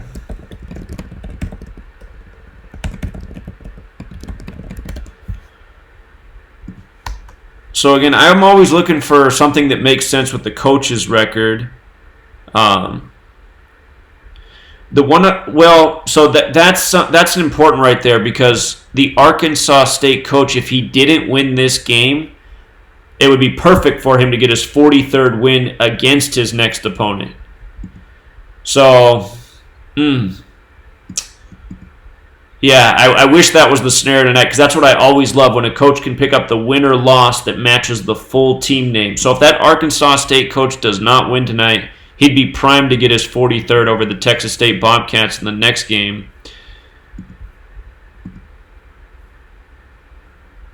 They're going to be at home for that game too, so,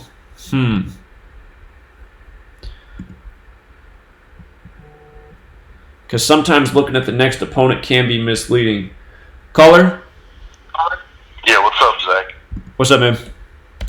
Yeah, I remember there was a game, this week, Monday, when the Packers played Detroit, and there was a caller that called in and said that Kansas City will definitely win, that Denver has to lose because of some 50 number. I don't remember exactly what he was saying, though. Do you remember that?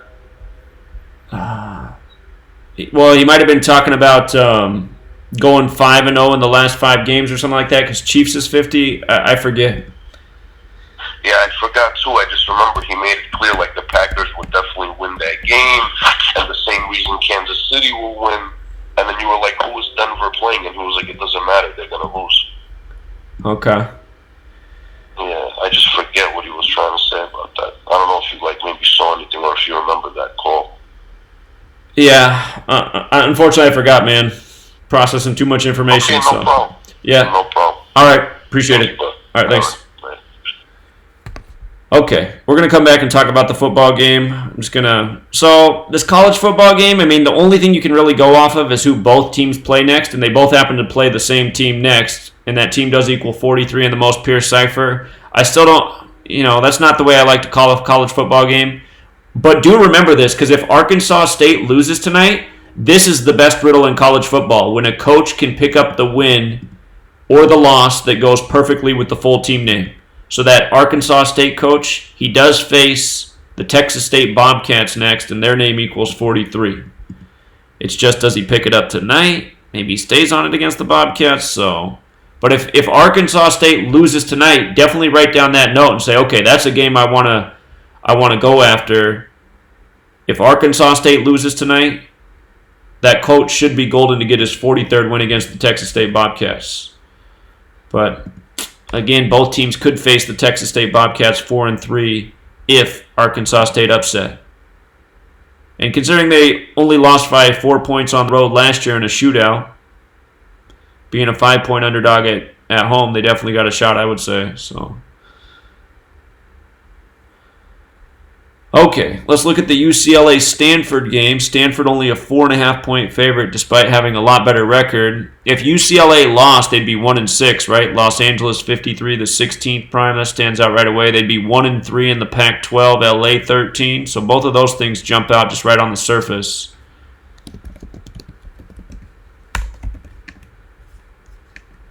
Let's see.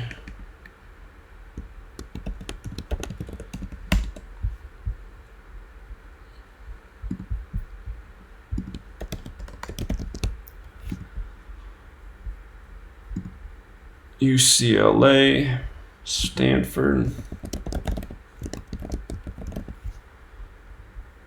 Okay. UCLA's 45, 41, and 3. We do have 46 date numerology today. All right. It's not what I wanted to see.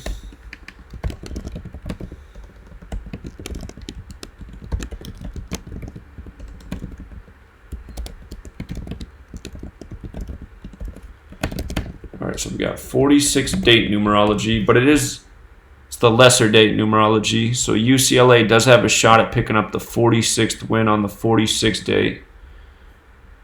And the last time they played, UCLA lost at home 42-49. UCLA lost last meeting 42-49 at home.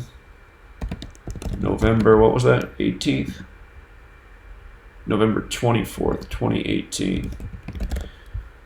How long ago was that?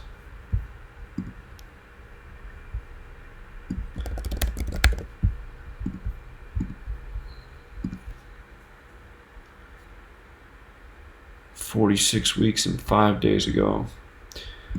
Okay.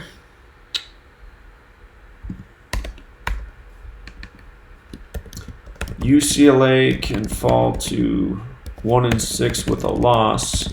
Los Angeles equals 53/16 prime.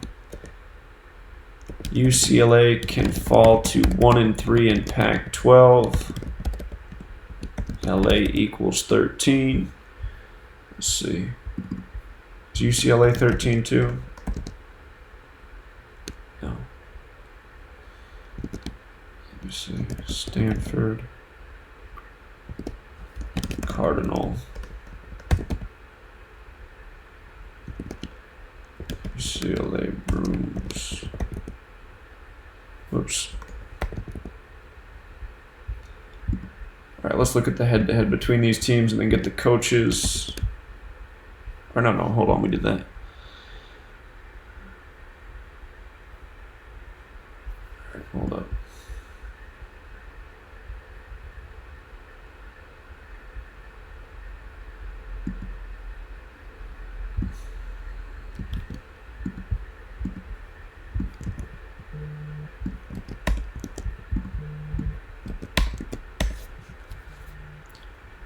Caller?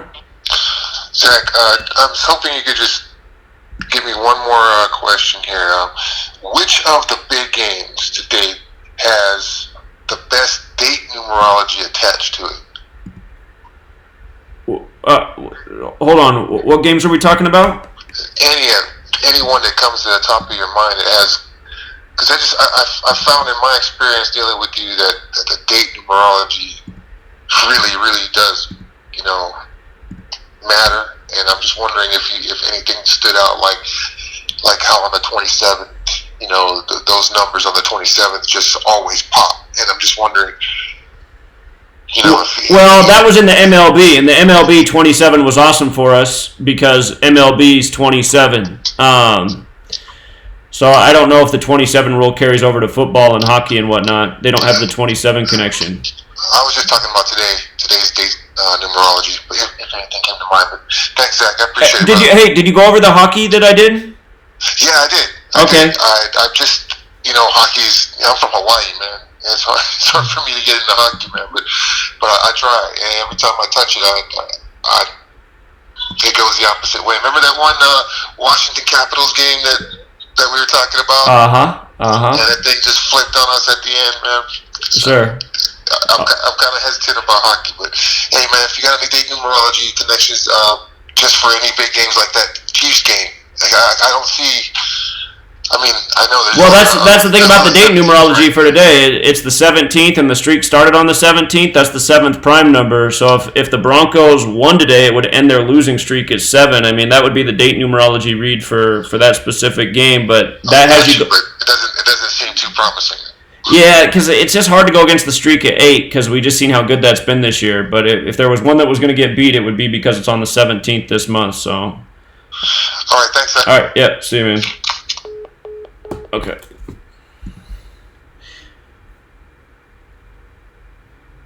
But yeah, I mean, you get beat on one game too. I mean, because he's been laying off hockey. I mean, we've had a lot of good hockey picks since that one Washington Capitals game. So, I mean, anyway.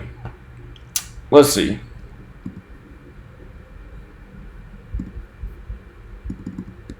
It is Stanford Cardinal, right? It's just no S, singular.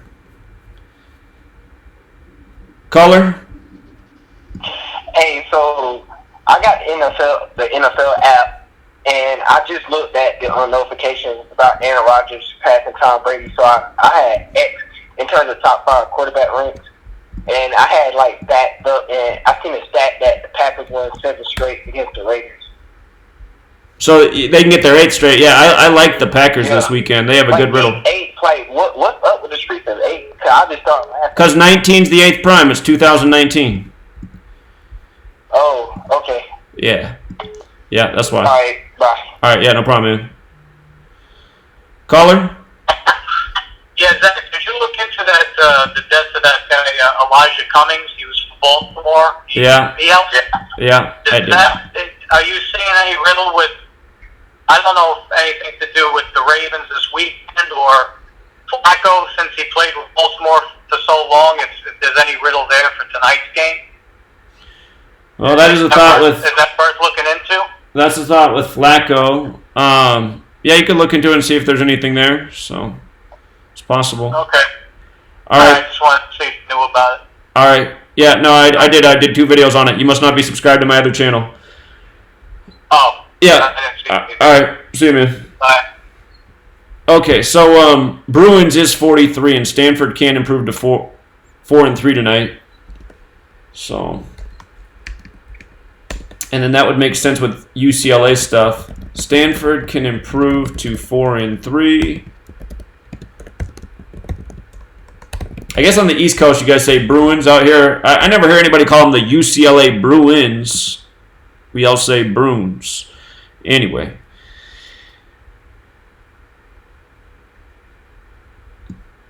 Just the numbers on the surface look good for Stanford. Again, UCLA falls to 1-6. Los Angeles 53, 16th prime. 1-3 in the Pac-12. All that makes sense. Caller? Hey, Zach. Hey. Yeah, I was just looking at this game, and it looks like the last time that the Broncos won was September 17th of 2015. From the 17th to the 17th, right? That's why I'm wondering if the streak could end at 7. Well, it was 4 years and 1 month. That day had exactly 4 years and 1 month. Right. To the date to today. It had 41 date numerology day, September 17th. I also noticed it's exactly 49 months. Mm-hmm. Like 7 times 7 equals 49. That's true. Yeah. 213 weeks exactly. I don't know if that means anything. That's the Monday Night Football number, but I'm not sure if it connects to Thursday. Okay. I just thought maybe wondering if there'd be something there with that, possibly. Or you can lean one way or the other. I haven't seen the women be wrong yet in primetime football on Thursday Night Football, and both of them took the Broncos today, so I'm like, Well, that exactly 49 months. I think that's kind of interesting, man. I think that's interesting. It is another connection to 7. We haven't seen a streak of 18 get beat yet this year, but if it was going to get beat, it would get beat today because of the 17, the 7th prime. So. Right. Hey, one other thing I want before I get off here, just to remind you if you're up for it or not, but Breeders' Cup is Friday, Saturday, November 1st and 2nd. Friday and Saturday. Okay. So that's coming up pretty soon. Okay. Yeah, we can do that. That's a good day, man. I mean, there's a lot of money involved in those 2 days. Right. Much more money than, even the Derby or any of these other races. It's huge. It's the best betting day for horse racing by far. Okay. Yeah, we'll definitely take a look at that. All right, man. Have a good night, brother. All right. Yeah, take care. See you. Bye-bye. If UCLA splits its next 2 games, it can get 2-6. Stanford, if you use the rule for S, is also 43. Stanford's 34 and 43.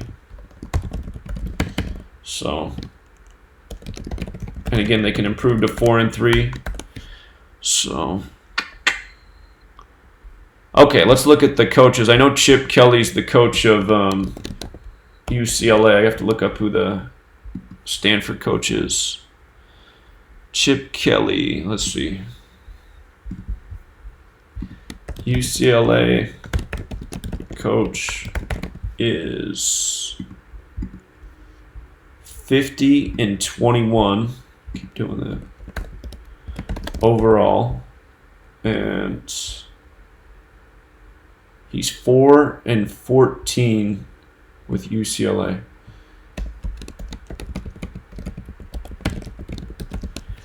Is there a connection to 15? Stanford's 47, the 15th prime if he picked up his 15th loss. Caller? Huh. Funny. And also, I had a question. As far as fantasy, right? Last time they played and Denver won, Emmanuel Sanders was actually in that game, and he still plays for the Broncos. He scored 2 touchdowns in that game. What do you think the chances are he scores a touchdown? I got to do the position players. As soon as I finish this UCLA thing, I'll do that real fast. Okay, and one more thing before I get off. So they're painting a narrative for Flacco about this old gunslinger thing. I found that interesting because the last time they won was Peyton Manning was the quarterback, and he was in the later stages of his career. And he pretty much had a debacle of a game. But it's kind of like painting the same thing for Flacco to kind of have like a gunslinger moment. You know, he's a Super Bowl winning quarterback, so is Peyton Manning. So I just a small narrative there from Flacco to kind of go off. Right, that makes sense too. Yeah, I hear it. All right, Bob. I'll look forward to that Manuel Sanders thing. All right, cool. Thank you. Yeah, see you. Bye. Caller? Pieces of chicken. Hello? Yeah, you're on, man. Hey, what's up, Zach? Hey. Hey, I just wanted to point out something for that Thursday night football. Okay. Patrick Mahomes, if he wins this game, he's going to be 19-7 in his career, and Denver Broncos equals 197. Denver Broncos 197, and if Mahomes wins, he's Mahomes' all-time record is 18-7 right now. So if he wins it, he's going to be 19-7. Yeah, that's a good point. That's a very good point. All right, yeah, great observation. Yeah, you're welcome. All right, thanks, man. All right, see you. Okay. Andy can become 10-3 away, and Broncos is 103. That was the first thing that jumped out at me. So yeah, it is. So yeah, Mahomes could become 19-7 all time. That's his all-time record, and 10-3 away. Broncos is 103. It's his regular season record though that could go sideways, because in the regular season he's 17-6. He could be 17-7, like 17, the 7th prime number.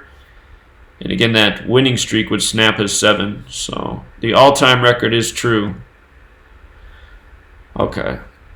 Hold on, though. This college football game's looking like a lot's adding up here. Hold on. Did I get this coach in? David Shaw. 85-29. Let's see. Stanford coach is, what was he again? 85-29. Tell me we got an 86 up here. Oh, we're missing that element. David Shaw. David Shaw's 53 to drop UCLA to 1-6.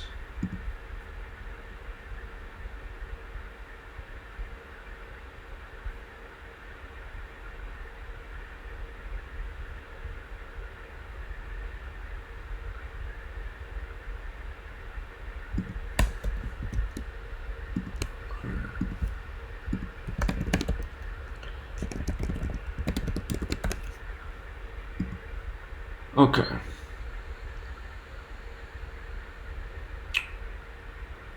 Make sure I'm not missing anything here.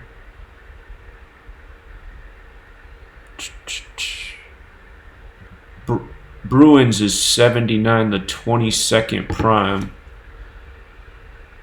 Caller? Yeah, hi. I was just calling about the college football game. They were just talking on the radio that I believe it's Stanford will be starting their third-string quarterback, and the other team will be starting their second-string quarterback tonight. And the line has changed significantly in the last hour. What happened? Injuries? Not really sure. I didn't hear that part of it. They just said that the team decided to go with their third-string quarterback, and when the Vegas heard about third-string quarterback starting, the line moved towards that team even more. So it was like it went to, I think it was less than 3. It went to like 3.5 or something. Okay. All right. Appreciate the heads up. Thanks, man. You're welcome. All right. See it. All right. That's good information. The narrative I see for UCLA to win is that Stanford does equal 97, the 25th prime, if they got to 2-5, and they could improve to 2-2 because Bruins is 79, the 22nd prime. So I'm not sure. Now that I hear this third string quarterback business, I don't like that. And I'm missing my silver bullet, the win or loss that corresponds with the team.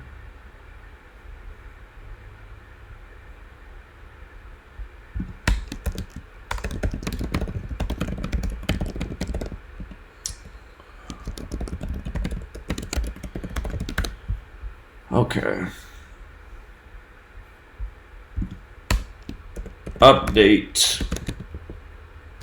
Stanford is playing third string QB. I mean, that's never an encouraging sign, so yeah. Maybe I wouldn't mess with it then, because there is a couple narratives there that could go in UCLA's favor. I do not like that news. Prior to hearing that, I was filling the most surface level riddles there were. Did I do the? Because we also saw the one other thing for UCLA was that they could get their 46th win on the 46 date numerology. 91 points last time they played each other.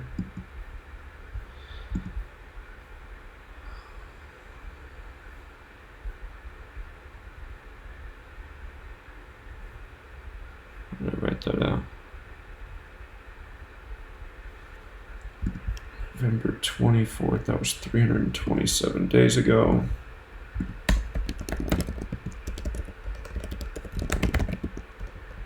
Yeah, I would just wait, man. I can tell today's a good day for patience. We're looking at a lot of games, but there's not a lot of awesome reads today. So, yeah, just hearing that news about the third string quarterback, that just doesn't sound right. His birthday information is probably not available either. Here, let me just see if I can look up his birthday real quick. UCLA, Stanford, third string QB. Let's see.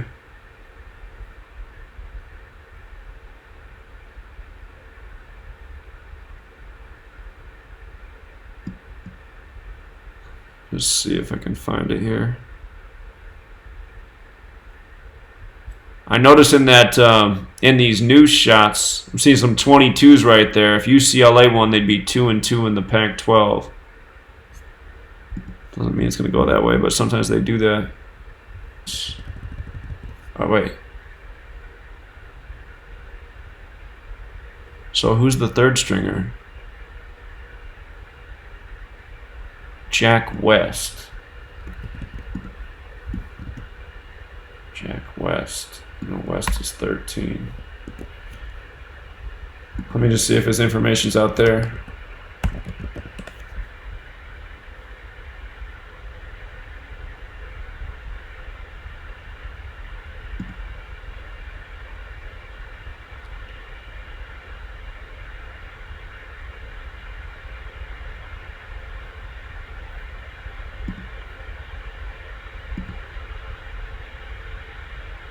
Yeah, we don't have his birthday information, I don't think. I wanted to see how many days it is from his birthday, but it's not available.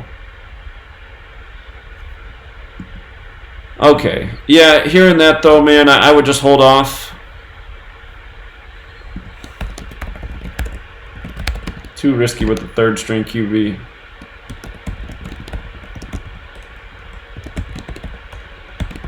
Alright.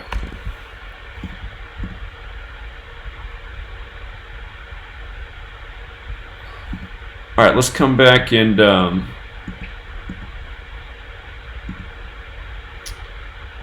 do the position players real fast for Thursday night football.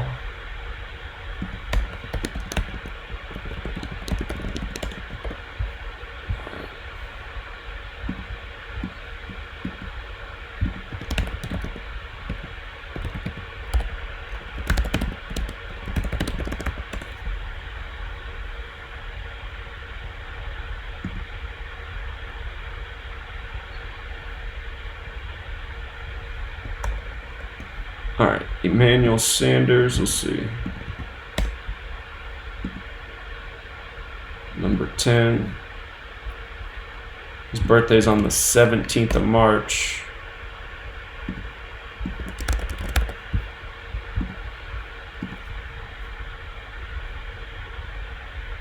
Okay.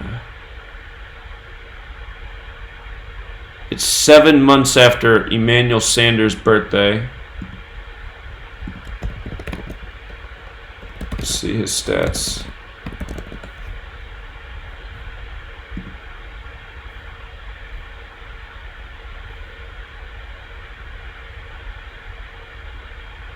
He's got 2 touchdowns for the year. He could get his 40th touchdown tonight, TNF 40. So let me see that. Broncos.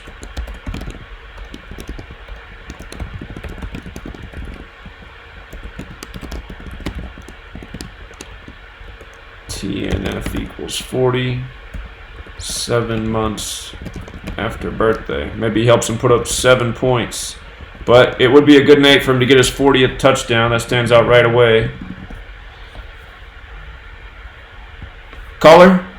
Hey, Zach. Emmanuel Sanders, last game on Sunday, he was hurt and was taken out the game. And now he's fully healthy, so it appears, so they say. And Sammy Watkins from the Kansas City Chiefs, he's out for tonight. Okay. That's all. Appreciate it. Thanks, man. All right. It's going to be his 77th start with the Broncos, too, Sanders, for another 7. Caller? Yeah, Zach, it's also 153 days to his next birthday, the 17th prime. Triangular number. Yeah? Oh, the 17th triangle. I'm sorry. Yeah. And I see that the Chiefs equal 41, as well as yeah, if you use the rule for 40, S. But they equal 41. Yeah, it's true. So I'm thinking he might get 2. Yeah, it's possible. TNF's 40 and 41. All right. Yeah. All right. Bye. Appreciate it. Okay, so, but yeah, he looks good for to help the team put up 7 points. 7 months after the birthday, 77 start. Next touchdown's number 40. All right, let's see. Jeff Hewerman, number 82. His birthday's November 24th.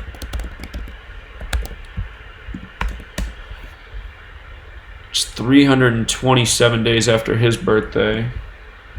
I realized I just forgot to do the Gematria for Emmanuel Sanders. Let me see. Jeff Hewerman's 112 like Thursday Night Football. Number 82, Jeff Hewerman.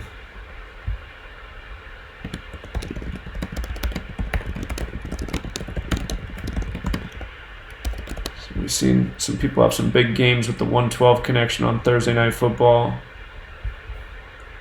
He's got 4 career touchdowns. 4. It's going to be his 24th start. So far this year, hasn't done very much. 7 receptions, 67 yards.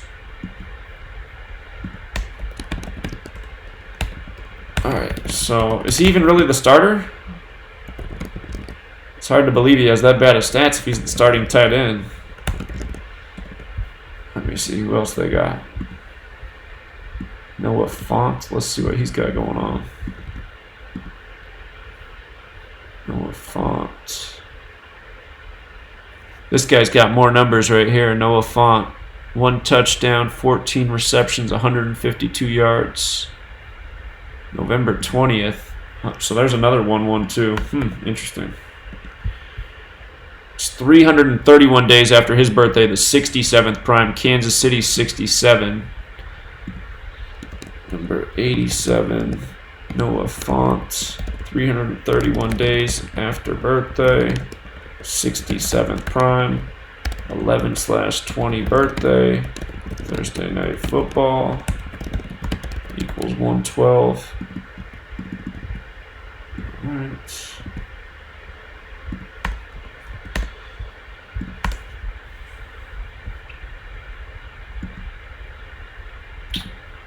And let me just make sure this guy must be Samoan. All right, doesn't have any production. Caller? Hey, Noah Font. He's the Denver's #1 draft pick. So he's their star receiver, tight end receiver. Yeah. Human, he's like a second string, like a replacement, like give him a break. But that's it. Okay, appreciate it. Thanks, Izzy. All right. See it. All right, Cortland Sutland, October 10th. It's 7 days after his birthday. TNF's 14, isn't it? He wears the number 14. All right. Number 14, Cortland Sutton. TNF equals 14. 7 days after birthday. Does he help put up 7 points? What's he got going on this year?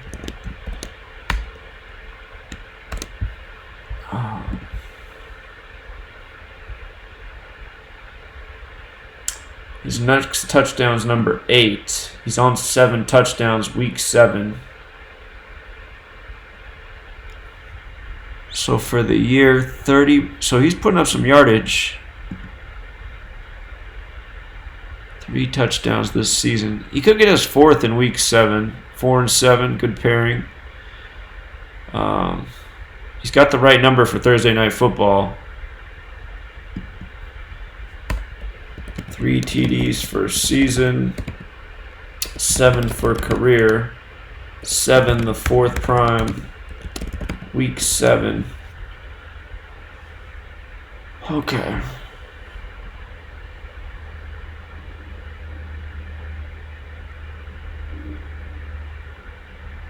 And let's see. Philip Lindsay, he's been their offensive star this year, if I'm not mistaken.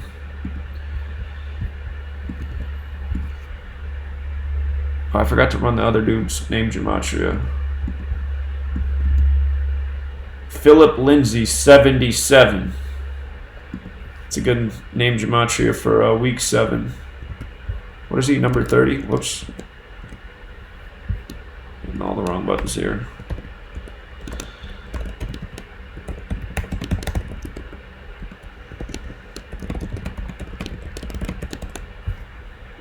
Okay.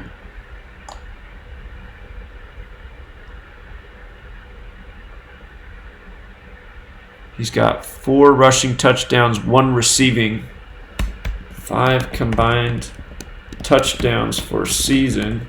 Can he get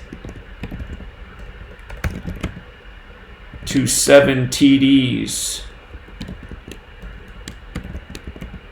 for season in week 7? So if Lindsay scores 2 more touchdowns, he's got 7 on the year. His name equals 77. Week 7. Let's see how it lines up with his birthday. July 24th.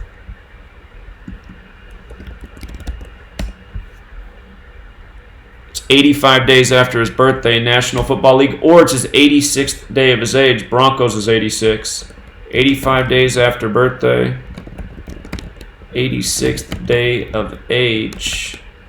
Broncos equals 86. National Football League equals 85. So, I mean, that's a pretty nice birthday alignment. He is the Broncos' star offensive player so far. So maybe Lindsay does some damage tonight. Kansas City's defense isn't real good. People have been able to run all over him, right? So Philip Lindsay looks like he's got a nice little alignment.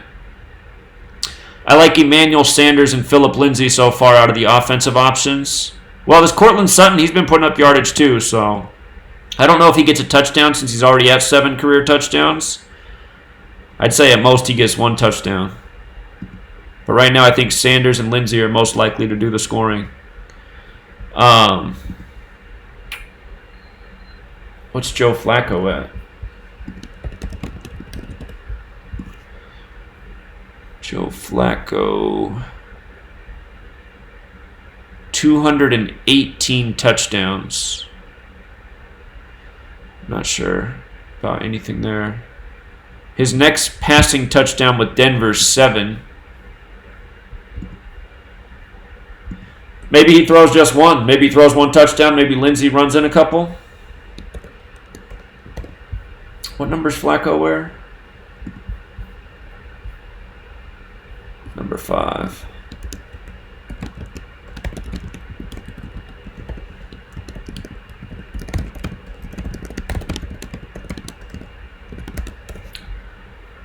So if it doesn't mean that he's only going to throw 1 touchdown, but if he did, there'd be some rhyme and reason to it.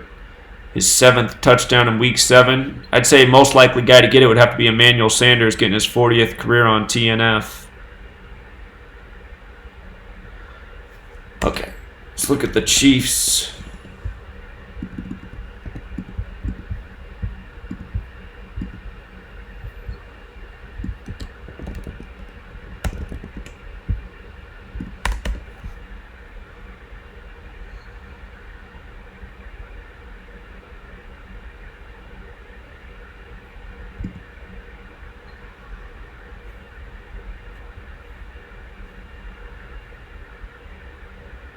Damian Williams is the number 1 running back. All right, let's go Tyreek Hill. Let's check this out. Hold on, I think I forgot to look at this dude's name, Gematria, real quick. Cortland Sutton's 55, which has that Thursday Night Football connection.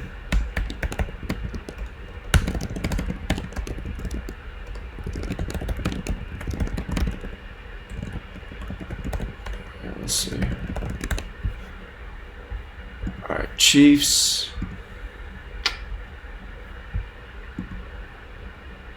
Tyreek Hill. I'm pretty sure Tyreek Hill's name equals 55 too, because I think I remember that he wears the number 10. Let me check this out. Yeah, his name is 55. 55 is the 10th triangular number, and it's the 10th Fibonacci number.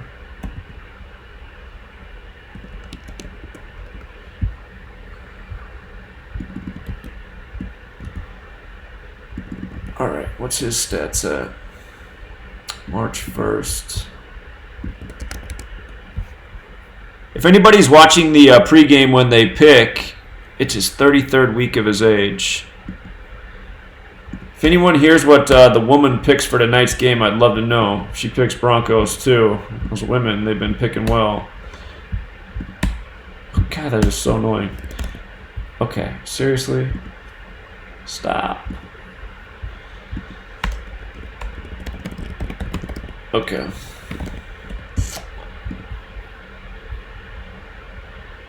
He's got 27 touchdowns. 28 is the 7th triangular number. It's his 33rd start, too, 33 weeks after age. 33rd start. His next TD is 28. 28, 7th triangular number. Okay. Caller? I'm almost positive that soon your words will be shoved up your own ass. Okay. There's a troll. Okay. Let's see. Sammy Watkins. Did somebody say Sammy Watkins was out? Because right here it's showing him as the 2nd receiver for that. Travis Kelce.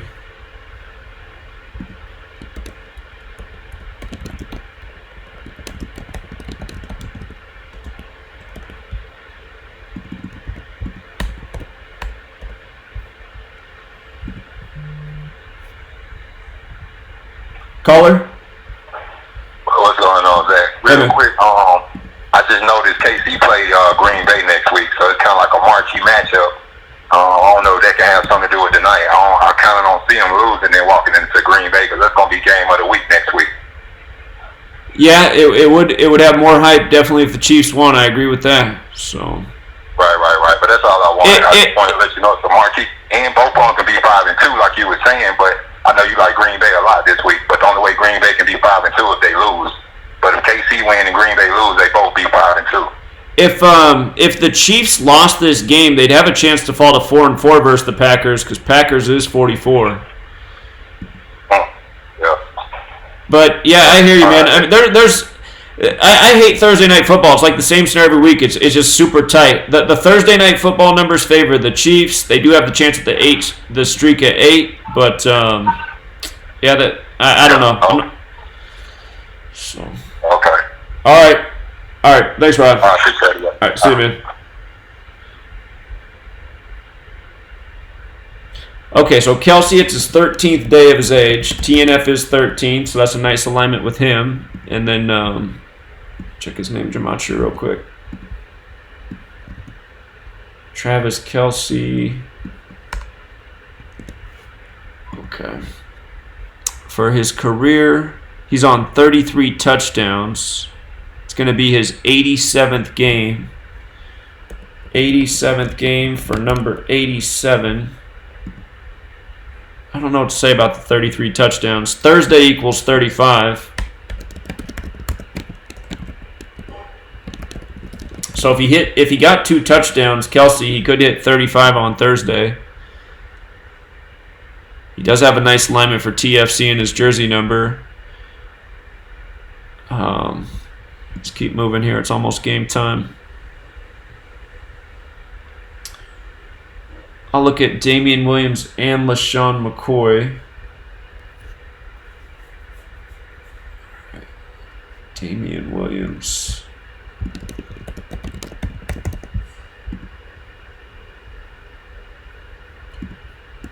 Number 26, Damian Williams.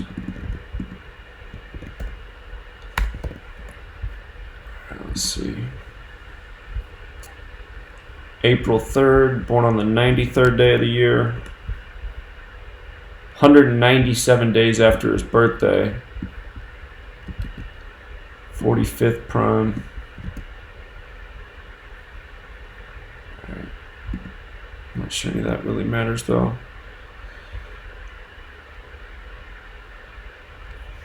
So for his career, he has 8 touchdowns. 9 receiving. So he's on 17 career touchdowns.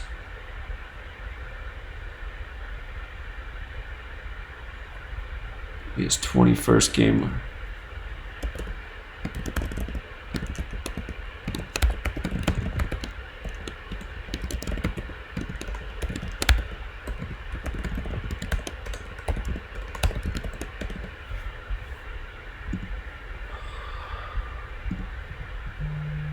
All right, let me look at LaShawn McCoy. Caller? Hey, Zach, let me ask you real quick. Why the line tonight is low for the Kansas City game? I think it'd be higher than that, would it? Should it be higher than that? Well, they've been. Are you talking about the over under or the spread? Oh, so the money line right now. Money line minus 153 on the 5 dimes. And plus, I forgot what the plus was, but I thought the line was too low for Kansas City. It should be more higher than that. Because Denver ain't that good neither, right? Well, they played well the last 2 weeks, though. So, Kansas City slumped the last 2, and Denver's played well the last 2. So, I guess that's why it's that way. You know, they changed the rules around. Years ago it was different. They changed the rules around sometimes, too. Sure. They do what they want to do, have Vegas is, right? Well, the NFL... So, who you like there? Who you like right now? I mean, who you like right now? Well, I'm not really feeling this game because it's hard to go against the streak of 8. The streaks of 8 have been perfect this year. Every single streak of 8's come through. If Kansas City wins tonight, it'll be 8 straight versus Denver in the regular season. But the reason it might break that pattern in this game is because it's the 17th of the month, which is the 7th prime, and the winning streak started on September 17th. So And the other thing is, just in the back of my mind, I've been watching NFL Prime live on ESPN before all the primetime games, and so far every single game the women have picked has been correct. And I'm thinking, is this going to go on all season? But anyway, the women like the Denver Broncos today. So I think I better leave everything on night. Matter of fact, he ain't about nothing. To be honest with you. Yeah. And well, I think that's smart because a lot of games tonight are just really tight. So just be patient. You're right. Plus, I see over 72, 73% on the Kansas City and 30% on the other side, but in the low too.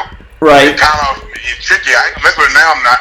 Right. Yeah, I hear you, man. Okay, no problem, Zach. You cool? No problem. Just let you know what's going on, man. All right. Yeah. Take care. You too, man. Okay, this game's 97 days after LaShawn McCoy's birthday, which is the 25th prime, and he wears number 25, so he's got a nice alignment with his jersey number. I'm surprised he's listed as number 2 on the depth chart because it's going to be his 154th career game, 136th start. He's on 71 touchdowns. Denver Broncos is 71. McCoy is on 71 TDs. Denver Broncos equals 71. That's rushing. 87 combined touchdowns. 71. He could get his 17th career receiving touchdown. That could make some sense. It's possible.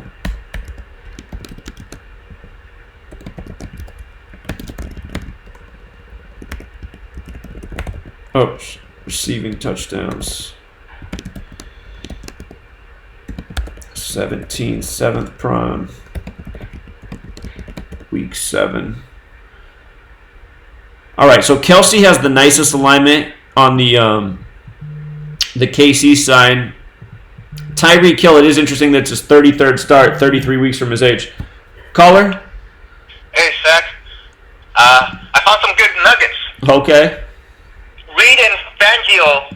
Andy Reid and Fangio, the coach for the Denver Broncos, are the same age, 61. Reid is on his 28th NFL season, 21 as a head coach, and is seeking his 200th regular season win. Okay. So this is Reid. He's going for his 200 win.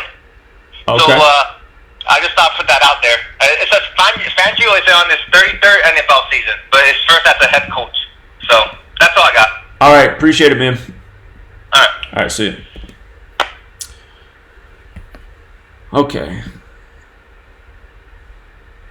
So yeah, Emmanuel Sanders has a nice alignment to pick up 1 touchdown tonight. Phillip Lindsay, I'm wondering if he picks up 2 touchdowns. Flacco might just toss 1 because his next touchdown with Denver's is 7th. It's week 7. You know what we should have looked at is John Elway. It's probably 114 days after John Elway's birthday because I think it was, or no, maybe it's 110 days. Remember, the Broncos got their first win against the Chargers 100 days after Elway's birthday. Let's just see if there's a little riddle tonight with his birthday in tonight's game. I guess it's 111 days. I guess that makes sense. Yeah, it makes sense. It would also be his 112th day of his age, Elway. Thursday Night Football is 112.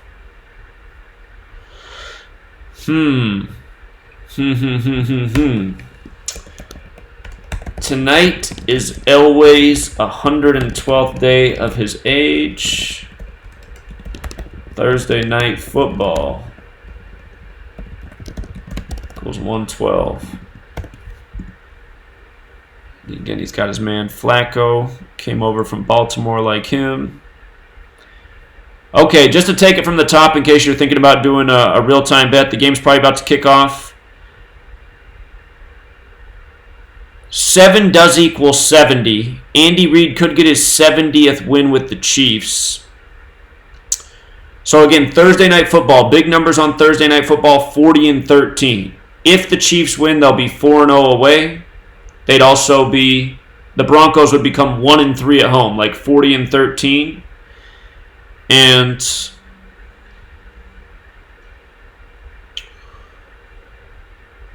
A narrative that could go against the Chiefs is Thursday Night Football's 257, the 55th prime. Chiefs could get that 55th loss versus the Broncos tonight. So far, probably the best single stat NFL and maybe even this last baseball season was streaks of 8. Streaks of 8 were almost unbeatable. Chiefs could win the 8th straight versus the Broncos tonight. Again, it's 2019. 19's the 8th prime number. But the reason that it might not hit in this game, and if it doesn't hit in this game, I wouldn't fade it in other things, but the reason it might not hit tonight is because it's the 17th. 17's the 7th prime, and this winning streak began on September 17th. So it might begin and end on the 17th if the Broncos win tonight.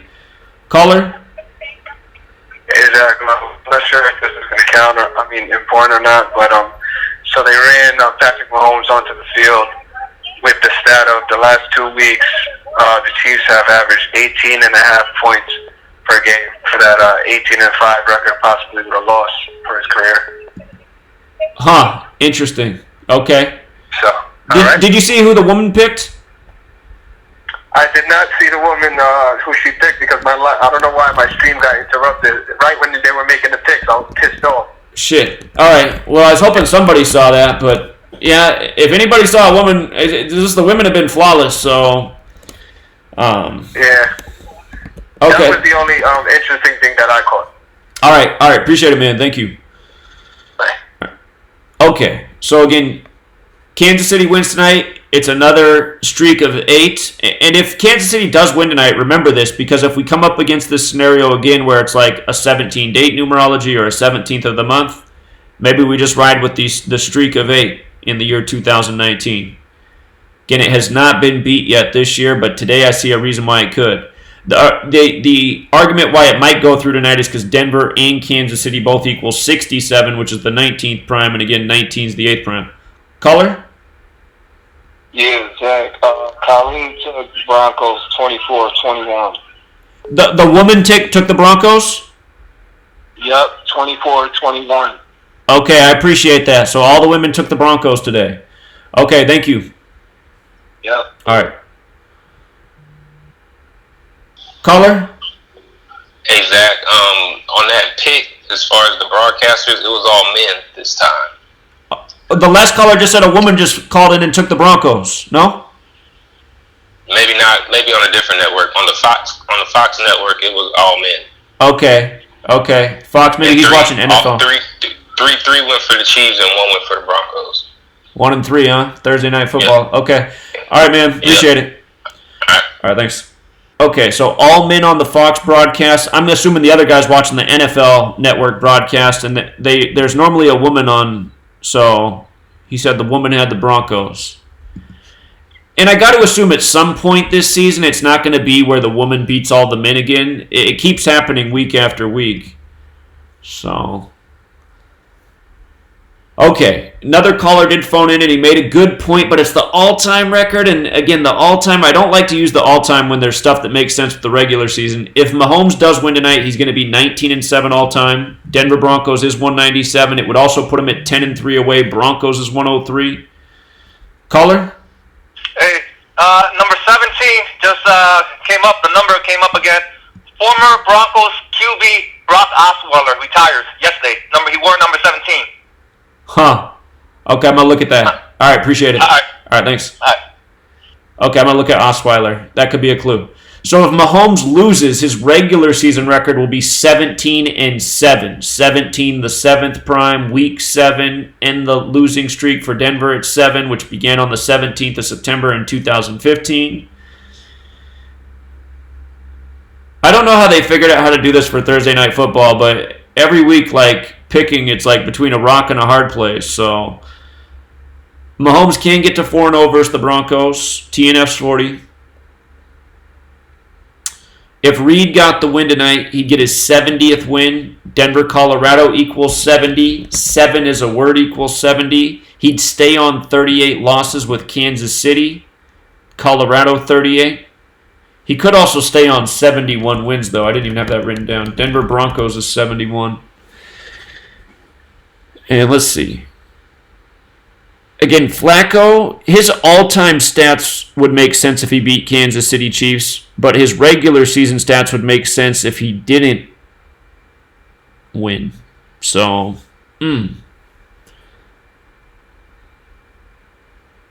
Flacco is 3-0 versus the Chiefs all-time, so that includes the postseason. If he won, he'd be 4-0.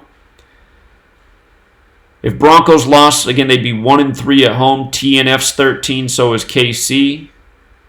We noticed it's Elway's 112th day of his age. Thursday Night Football is 112.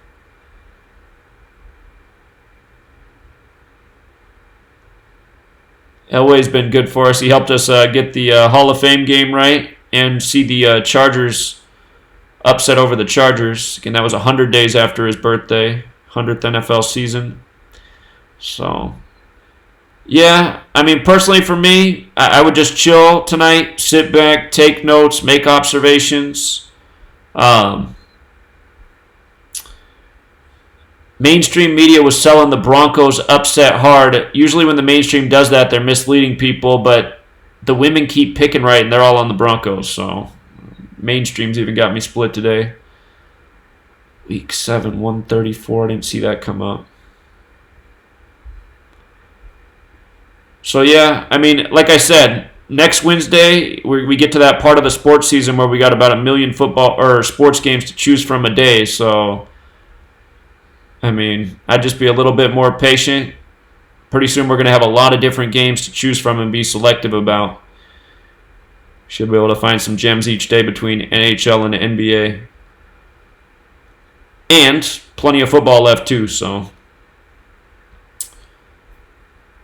The notes are up on the Patreon page if you want to review them yourself. But since it is game time, just let you guys go and focus on that. And see what's going on in the chat.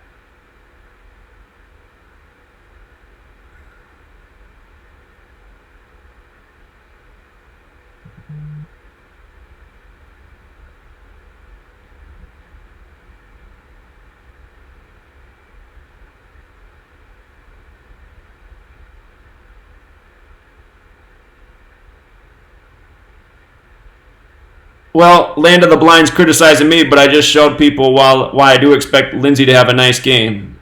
Again, Chiefs D's bad, and he's got a nice birthday alignment, so I do agree with that. We do the Sunday picks on Saturday. So Saturday we'll do the Sunday picks. We've been doing it early afternoon Pacific, middle of the afternoon East Coast time. Yeah, JTRB, you got to be careful about the people in the chat because, I mean, a lot of trolls are in here. The T-Dot guy, he tries to play the good cop, but he's part of the shill network. You know, that's why they're all crying that I'm not giving him money because he's supposedly homeless while he's posting comments about how he's betting $2,500. So, yeah, you got to be careful. There's a lot of people posting misinformation everywhere. But, again, my job, the way I see it, is to give you guys good information, and some days the best information is to just chill and wait for the good picks. I mean, it's a tight read.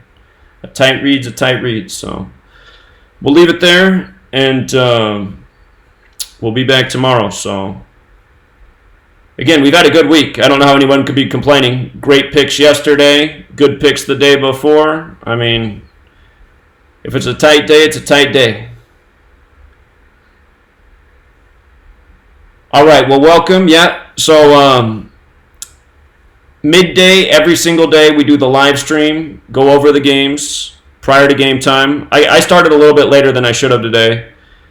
And then Saturday, I'll put out a lot of notes, and then when I'm done putting out notes for the games, we'll do the live stream for the NFL. Caller? Yeah, what's up, Zach? I'm at work still, but I just think Denver just went down there opening drive 7-0. So my intuition telling me, since she's saying like they riding Denver hard, I believe KC wins, but don't cover like Green Bay on Monday night. Yeah, very well could be. Then Vegas will win again. Yeah. So I just believe with that line, I believe they messing with you. And how Denver just came out, I don't think they just giving it to Denver like that. So my opinion, I'll take if everybody watching, and you probably can get plus money on KC right now. So I'm about to hit them. Okay. All right. Good luck, man. All right. All right. Yes, sir. All right. Take care. Okay. Who got the touchdown? I got to see before we go. Was it Lindsey?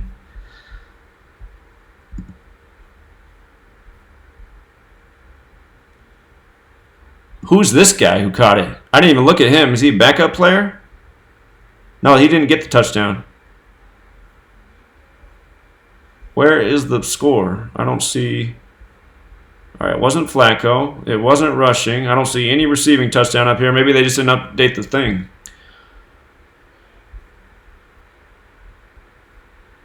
I guess. Oh, Freeman. Freeman. Let's just check it out. Let's see how it lines up with Freeman before we go.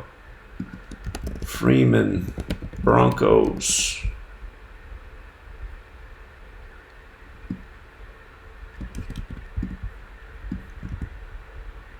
$94. His name's 86, like Broncos. Royce Freeman.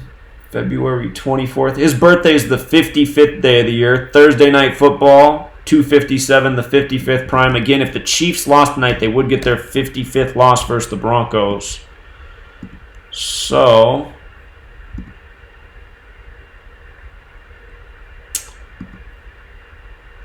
let's see. It's 235 days after his birthday. Well, I just see he's born on the 55th day of the year. That could be a clue. 55th day of the year. In light of the fact that... he's number 28, too. 28, the 7th triangular number. So he gives them the first 7 points in week 7. Again, when you add 1 through 7, it's 28. So he's born on the right day of the year, and he's got the right jersey number to put up those points. We didn't look at him. Royce Freeman. All right, you guys, we'll leave it there and be back tomorrow. Till next time.